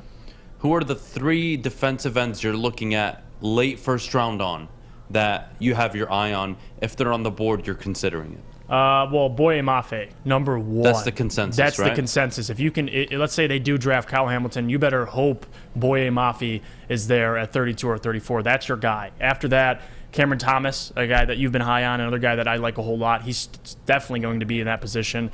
Wyatt's probably going to be gone in the first round. So really, it really leaves after that. Jermaine's going to be gone. So most of these edge rushers, probably 6 or 7 of them, even maybe 8, are going to go in the first round. So it really just leaves Boye Mafe, Cameron Thomas, and those guys. Sam Williams in the 3rd round. But yeah, that's mine really. Boye Mafe is the number 1. You can put him in number 2, number 3, all of them. That's Boye Mafe. Really? I got Cameron Thomas is a kid I'm in love with out of San Diego State. Yeah. But you know what? Jackass is in the chat. Yes, I understand there's an H in my name. I would hate me too. All right? I would hate me too. If I didn't know me and I met me in the street and me decided to tell me how to say their name, I would hate me. All right? I fully acknowledge that.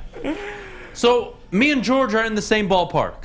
We do not deserve to be loved. What do you have wrong with George?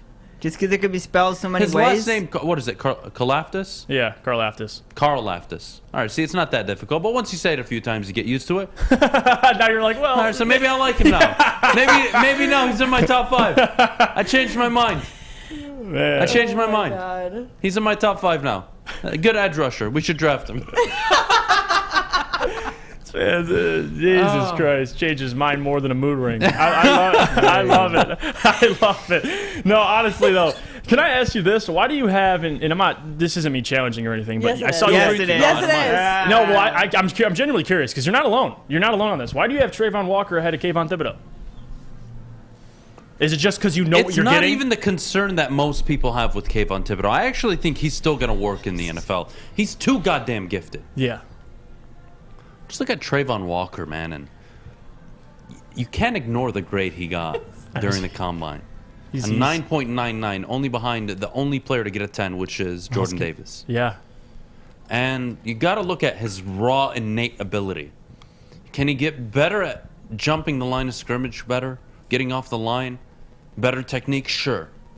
That's what prime NFL coaches are for. I really like the upside. I think the only guy in this draft that can challenge the ceiling of Kayvon Thibodeau at edge, outside of Aiden Hutchinson, is Trayvon Walker. I would agree. I don't think Karlaftis or Jermaine Johnson, at least right now, are giving off the, they can reach that level of ceiling that I'm expecting from an Aiden Hutchinson and Kayvon Thibodeau. Right. So that's why I have Trayvon Walker number 2.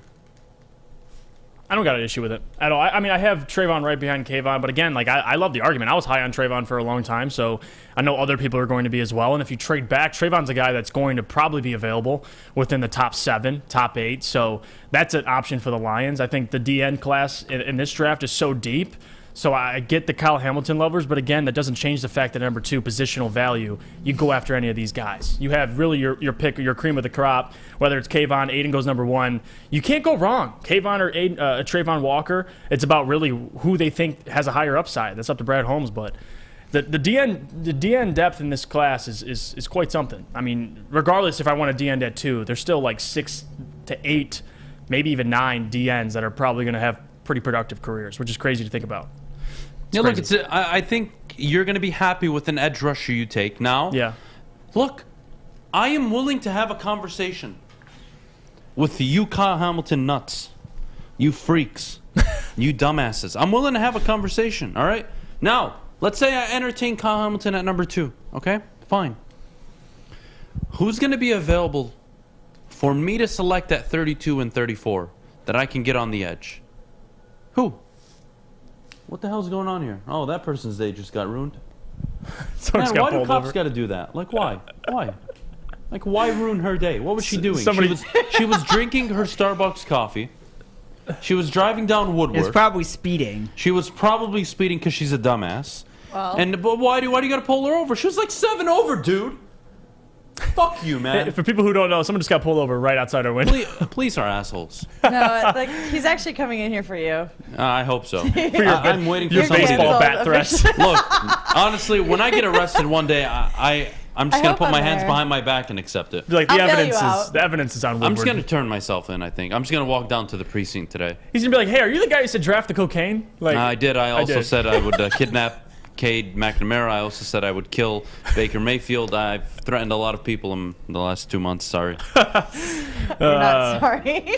I'm not. Oh, there's another one. Another one. Why? I don't know. What is she, a drug dealer? Why does she need 2 cop cars? Maybe a drug dealer.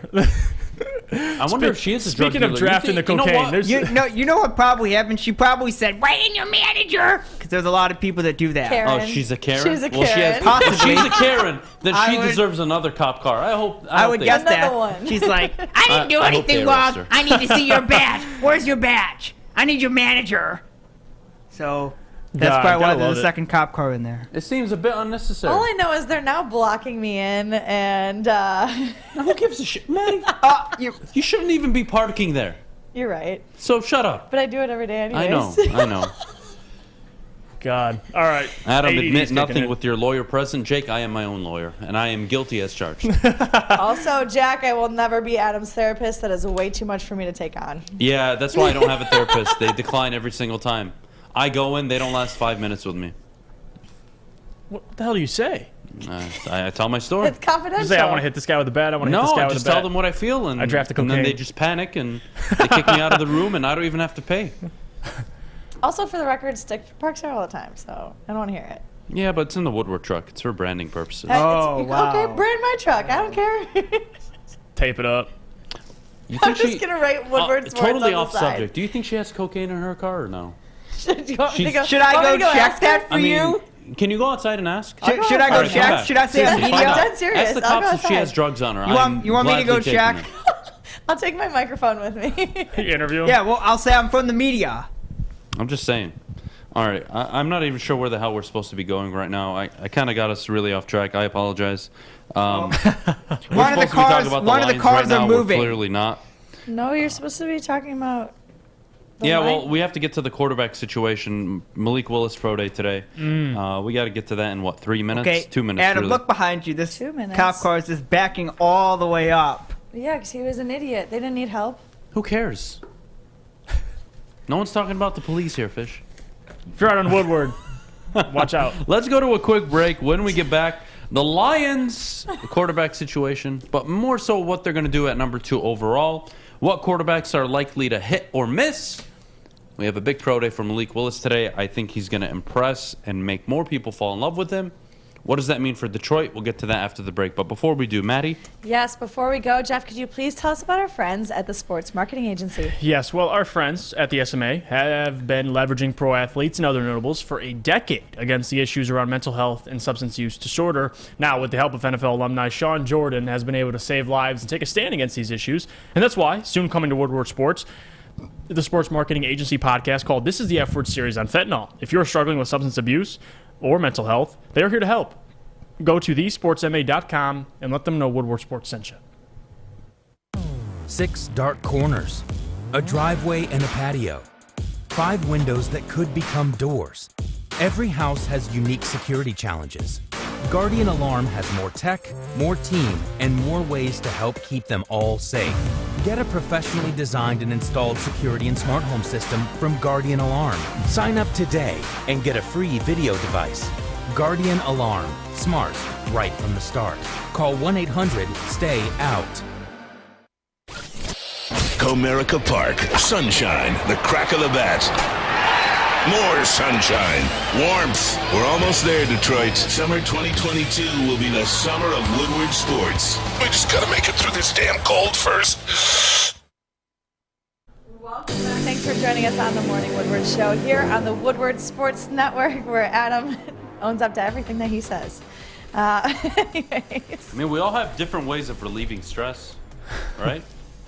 Yeah, You that's just how you do it want with to your put words? No, Oh, got it. I can't admit on air what I do. So It's okay. I don't. then 30% of the unsolved murder trials in this county would be solved.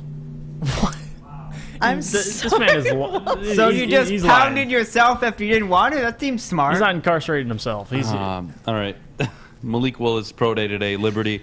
Everybody's going to be paying attention to this kid. Absolutely. I think he's going to impress. And honestly, the more you watch him, the better he looks. Mm-hmm. But again, if there was a science to getting the quarterback right, everybody would have one. Is he the guy? And is it the guy?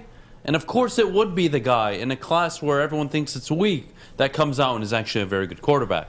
But, Jeff, my question for you is, what quarterbacks of the group are likely to hit and likely to miss? We'll start with Malik Willis. I think he's the only quarterback that's going to let me rephrase that by saying this. In terms of hit, I'm thinking about becoming a franchise guy, somebody who you could put as, maybe not one of the best quarterbacks, but certainly a very good quarterback. I think Malik Willis has the tools. He has the athleticism. He has the arm. Now, accuracy is an issue, but that's something that, assuming can be fixed with coaching. I think Kenny Pickett's a guy who you're getting what you get. Kenny Pickett's going to be what he is right now, and that's a stable, solid quarterback. I don't know if he has much more of an upside than he does coming into the NFL, but it really is. I mean, Desmond Ridder I like a whole lot. He has all the other tools as well. The athleticism, can make plays, extend plays, and he has, not the best arm, but he has a respectable arm. But again, this is a weak quarterback class. This is why the people, even guys that work for our network, Scott Bischoff and Russell Brown, they would agree with that. Kenny Pickett, I think, will be fine. In terms of, if you're going to describe hit as work in the NFL, Kenny Pickett will work. He'll hit in the NFL. Malik Willis, in my opinion, I think will work in the NFL. Now, will he become a superstar? I think that's where I have questions, and that's why I struggle so much at number 2. But again, if Malik Willis is taken somewhere in the teens to a team that has a decent roster, I wouldn't be surprised if he had some sort of success coming year 1, or year 2. I'm assuming he'd sit. But with this quarterback class, it is not very good, guys. Like last year, if you took these quarterbacks and put them into last year's draft or even the previous year's draft, where do they go? And that's probably the biggest question I have. Malik Willis last year isn't a top 3 quarterback. The year before is not a top 3, top 4 quarterback. So that's the problem I have, guys, is it because of the circumstances in this year's class? Yes. And maybe that's why people feel the need to go and reach for Malik Willis, because they feel like, well, listen, the talent in this class isn't very good. So if you're going to take the best quarterback, it's Malik Willis. And I see your point. But at number 2, it's hard for me to digest that. It really is. So talking about quarterbacks in this class, I mean, the best quarterback's probably right here. This is probably your best option at quarterback Adham Beydoun, 5 years, $120 million. You saw the contract that he signed. You saw it. Spencer Easy announced it. Backup quarterback for the Lions. He's the only man I could see truly hitting. No, I'm just joking. In this class, Malik Willis and Kenny Pickett. I'll say that. Desmond Ridder maybe, but it's a weak class, Adam, and I can't get away from that. So it isn't like this is Trey Lance, Justin Fields, Mac Jones. Like, come on. It's a very different circumstances. So in that case, you'd be amazed what a pro day can do. I mean, I remember Zach Wilson wowing everybody. Aaron Rodgers. He's got the arm. The next Aaron. So pro days can do a lot. We have to remember that of all the quarterbacks, I think Pickett is the safe bet. Malik Willis, I think, can work. But my concern with Malik Willis is, can he be a pocket quarterback first, mobile second? Russell Wilson is pocket first. All the good quarterbacks in the NFL that are quote-unquote mobile, Patrick Mahomes, they're pocket first. Use their legs to create plays, create separation, and, of course, avoid pressure. There's nothing wrong with being a mobile quarterback, but it's pocket first. Always. It's the tried and truest way to win in the NFL. And that's something Lamar Jackson's starting to kind of understand. He has to understand. He has to. He's starting to understand. He will not survive in this league if it's not pocket first, read progressions, make throws in the pocket first. If he can't do that, he will flake out of the NFL sooner than later. For all the gifts and as talented as he is, it doesn't matter. Why do guys like Jared Goff, Jimmy Garoppolo, Joe Burrow, they make Super Bowls? They're pocket quarterbacks. Occasionally mobile, not really. Yeah.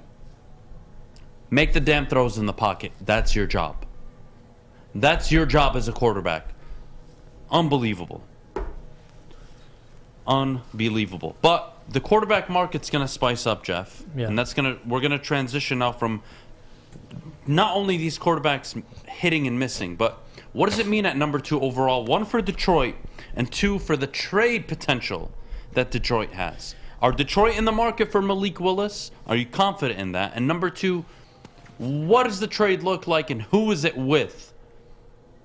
And for what player that a team is going to trade up 4, 6, 8 slots for? I would say, are the Lions in play for Malik Willis? Yes, I would say that. Because Brad Holmes, I mean, to sit here and tell you they won't take Malik Willis would be BS. I think anything's possible at this point. You don't know what the mindset of Brad Holmes is. You don't know how much they value Malik Willis. Now, if you're asking me, will a team trade up? I think so, especially after today's pro day. There's going to be a Carolina. There's going to be, Carolina, I wouldn't because of the assets they have. Atlanta makes the most sense because they have that second-round pick. They could give us a future first-round pick.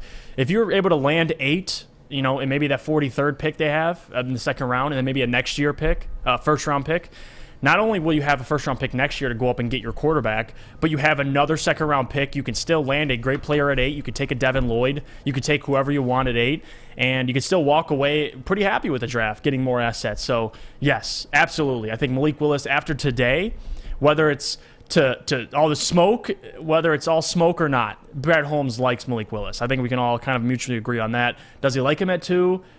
I don't know. But I will say this. I think Atlanta, some team's going to fall in love with him at 2. Some team is. I feel it more and more coming closer to the draft. It's inevitable that Atlanta or, maybe a Carolina goes and takes him. But if not, there ain't no other teams. I think we're not talking enough about one team. The Houston Texans need a quarterback. It's not just the Lions that are, we're in a position to trade. Is it easier to trade up 6 spots or 5? And do you think that makes us even more valuable because they have to trade in front of Houston because they know they're going to take a quarterback? With Houston. But what if we take a quarterback? Well, then they're who's screwed. more likely to take a quarterback? The team with Jared Goff or the team with Davis Mills? Well, right now it's all smoke and mirrors. I understand. It looks like we might take a quarterback. Is it easier to trade up 5 or 6 spots? No, you're right. 5, of course. Now, is it significant difference? Maybe not, but Houston could be in the market, or they understand that they're very early on in the rebuild, and they take a Kayvon Thibodeau. They take an edge rusher. They take Kyle Hamilton. Who knows who they go for? And then you know what? They accept that they're going to be a bad football team this year with Lovie Smith on a 1-year deal, and next year they'll go and get their franchise quarterback along with a new head coach. That makes sense to me. But who's gonna bite? Is Carolina gonna take Kenny Pickett at 6, and then Malik Willis falls to 8, and Atlanta don't have to do anything? Right. Or is there a team that's gonna have to trade up and get the quarterback they want? Who knows? And who do you think it's easier to trade up with? Atlanta. Because they have... Not just that. I'm talking from Atlanta's perspective and Carolina's. Then, yeah, it would be Houston. Forget Houston. I'm going to throw a third team into... A fourth team, too, as well. All right. Jeff, wouldn't it be easier for the New York Giants to trade back 4 picks since they're selecting at 7 and 4? Or 5 and 7, excuse me? Mm-hmm. Isn't it easier for them to trade back with the Jets and they go from 4 to 8 and then they're picking at 8 and 10? Or they trade the 10th pick? I mean, we can... There are teams it'll be easier to trade up with. With the Lions, what are you going to do to compensate 8 for 2? It's a lot. That's a lot. It's like the 49ers. It's easier for me if I'm Atlanta, if I call New York after the Texans pick and say, hey, I'll give you this year's second and a future third. Swap back 4 spots with me. Okay. No, give me 2 firsts. No, I can't do that. I'll give you a first and a second. Right. Okay, done. Trade up. But that would be maybe, let's say... It's easier for New York to pull the trigger. Right. They won't be as demanding because they're comfortable. They'll select at 5 and 7 if they want, and same for the Jets. They'll select at 4 and 10. They don't have to trade back. There's a lot of teams outside of the Lions that could be involved in a trade for a quarterback. And it's going to be tough to go all the way up to 2 when there's Houston, New York, sitting there. Are they taking a quarterback this year? I don't think so. It might be a lot easier for Atlanta to trade up to those spots and just bank on Detroit making the right decision, which is going for an edge player. Right. Absolutely. And I think that's really what it comes down to is what do other teams feel for Brad Holmes? Do they feel like the Lions are sold on a quarterback? Because if you're Atlanta, if you're Carolina, and you want to wait and have a quarterback fall to you, if Malik Willis is gone, your plan's foiled. Everything's gone. Everything's ruined. You're going to have to settle for at least Kenny Pickett. And if Carolina takes Kenny Pickett, Atlanta gets no quarterback. So it's a risk, and it's a risk that I'm not sure Atlanta's willing to take. Maybe they do get greedy and try and trade up to get their guy at number 2. Because if you trade with Houston, let's say you wait, the Lions pick Malik Willis, and number 3, you want to trade up and get a quarterback, okay, you're going to trade up and get Kenny Pickett?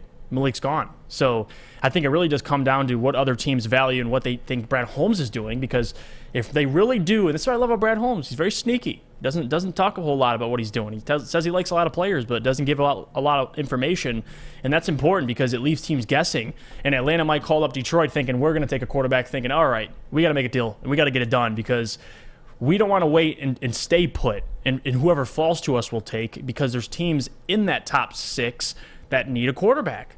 So we'll see. I think it's honestly getting more likely that the Lions are going to be able to find a trade partner, but at this moment in time, I still don't want a quarterback at number 2, but it ain't me making the decision. It's Brad Holmes, so it'll be interesting to see it, definitely. I think Atlanta's probably the most likely because of the assets they have, and they need a quarterback, but we'll see. We'll see.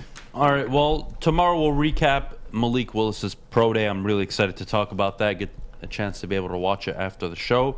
But before we go to break, Jeff, could you tell us about Lady Jane's? Yes, well, guys, as you know, we are broadcasting live from Lady Jane's headquarters in Birmingham. It is definitely awesome for anybody to go and get your haircut and get yourself looking stylish by one of their talented stylists. So please, get to Lady Jane's, haircuts for men. Lady Jane's, open 10 to 8, 7 days a week. You can walk in anytime. Relax, watch your favorite team play, and before you know it, your hair will be game ready. Get to Lady Jane's, open 10 to 8, 7 days a week. Walk in anytime because it is wicked awesome.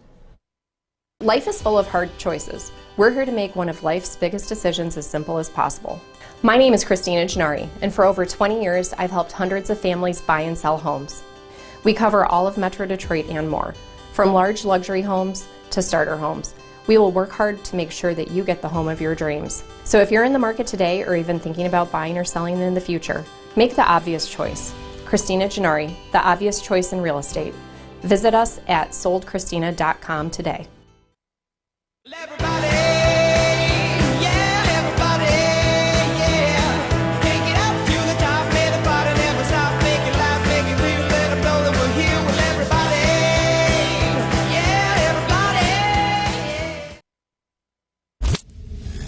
Mornings in Detroit just got bigger.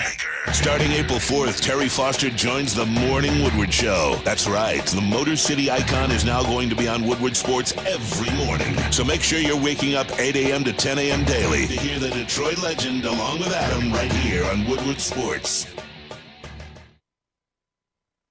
Welcome back to the Morning Woodward Show here on the Woodward Sports Network. Mailbag time. Let's get your questions in the chat. We'll start answering them. All right, first question. For the second pick, I've seen it tied for Willis and Hamilton. They've been the favorites? No, it did not say the Lions picked them. Fair enough. Jeff, will you please take a shot already? Jeff? Taking a shot this morning? Probably not. Well, that gypsy at 9:50 a.m.? Probably not. Probably not. If Hutchinson is on the board at number 2 overall and the Lions take Kayvon Thibodeau instead, you cool with that? Yes, I am. Yes, absolutely. Because that means they rated and valued Kayvon Thibodeau higher than Nathan Hutchinson, and I don't mind that. And if they're wrong, well, they'll pay the consequences for that. That's fine. You can make decisions like that. Yeah. And you're not going to hit all the time, but you better hit at number 2. Got to. You better hit at number 2. Adam is going to need blood pressure medication working with Terry. Michael Evans, I'm already on blood pressure medication, so you don't have to worry about that. I probably have to increase my dosage, though. Is Jeff's new gig going to have live content? Jeff, I guess that's a question not only for you, but I think maybe in the future for sure. Yeah, no doubt. I think right now on Sean and mine channel, that From Half Court, you guys can check it out. This Thursday, we will be streaming all people from the Pistons community on Twitter. We'll have Ashton, the trainer, on. That'll be live. So you guys will be able to check that out. But other than that, all content pre-filmed will be on From Half Court, the YouTube channel. Check it out. Eventually, it will be on Woodward as well. But for right now, that's the channel, guys. Check it out, From Half Court. Marcus Willis, I swear I liked you up until this point. You were having a good day in the chat. You said some nice things. You asked me about Luke G. And now you come up with this bullshit. Trent Dilfer and Brad Johnson prove that you don't have to be a stud quarterback or you don't need a stud quarterback to win a Super Bowl. What the fuck is that? That was a very long time ago. That was a very long time ago. Yeah. Where defense weighed much heavier. And today it's a quarterback-driven league. Absolutely. And it's a head coach league. And it's an edge rusher league. The last quarterback that won a Super Bowl that you didn't look at as a franchise quarterback was what? Joe Flacco or Nick Foles? And that was a miracle run. Yeah. If you want to bank your future on maybe hitting the lottery, congratulations, go for it. Or you just go get the franchise quarterback and you're relevant for 12, 15 years. Jesus Christ. I like the second option. In a deep edge rushing class, would you be good with the Lions double dipping at defensive end? Michael Peterson, absolutely. I'm a big fan of Cameron Thomas. I just don't think you'd be able to get him at 66. But there's going to be an edge rusher or two available at 66. From right now, given the mocks across the board, the consensus right now is Josh Pascal. Sometimes it depends, or give or take, a Cameron Thomas could fall to 66. I don't mind the Lions double dipping at safety and at edge. Hell, even linebacker. I don't mind it at all, but I think with the first 3 picks, you're looking at edge, safety, linebacker, or wide receiver if there's one you just can't pass on. That's the strategy going into the draft, in my opinion. From Benj the GOAT. If we don't take a quarterback this year, do you think Lions fans are ignoring the potential Sue-like situation that happened with defensive tackle, but at quarterback, there's no telling what our 2023 draft picks will be? Of course not. But that's on your front office to evaluate the current class and say, is there that guy? And if there isn't, they should not select one. And if next year comes around and they don't feel there's that guy, well, look, that is their mistake, because likely in the next 2 draft classes, we're going to see a few quarterbacks work out. Mm-hmm. And if that is the case, you're going to have to hold them accountable. It's that simple. But in today's NFL, you need a quarterback. You don't believe me? Look at the Raiders. They have been nothing but a pathetic football team for years. But because they had Derek Carr, they were somewhat relevant, winning an appropriate amount of games. You need a quarterback. Shut the hell up. Absolutely. Do you guys think the Lions should take a kicker late in the draft? No, I don't mind Patterson at all. Riley Patterson he was ice cold.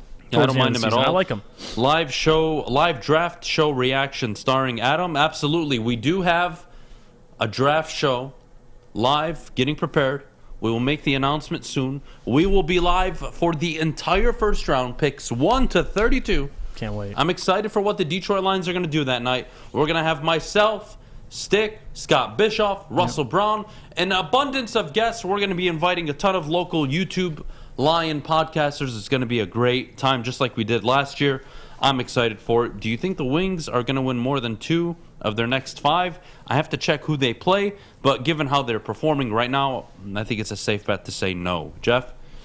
Let me see here. Let me see if I can find one. I know there's a lot of questions. What are you going to be doing I know people were talking about me doing a shot for my last show of Gypsy Vodka. I don't know about that. Well, I don't know about that one. Well, you have till Friday. We'll wait and ponder on that one.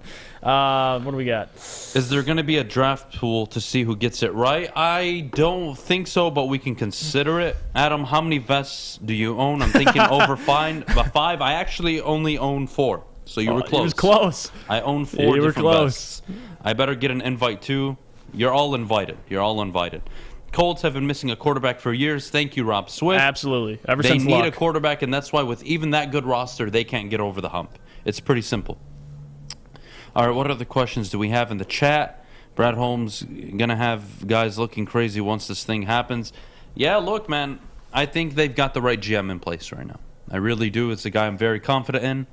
And we'll see what he does at number 2. It's really going to shape and tell you what direction they're heading in. And if it is a safety or it is a quarterback or it is an edge rusher, we'll be able to have that conversation Friday morning.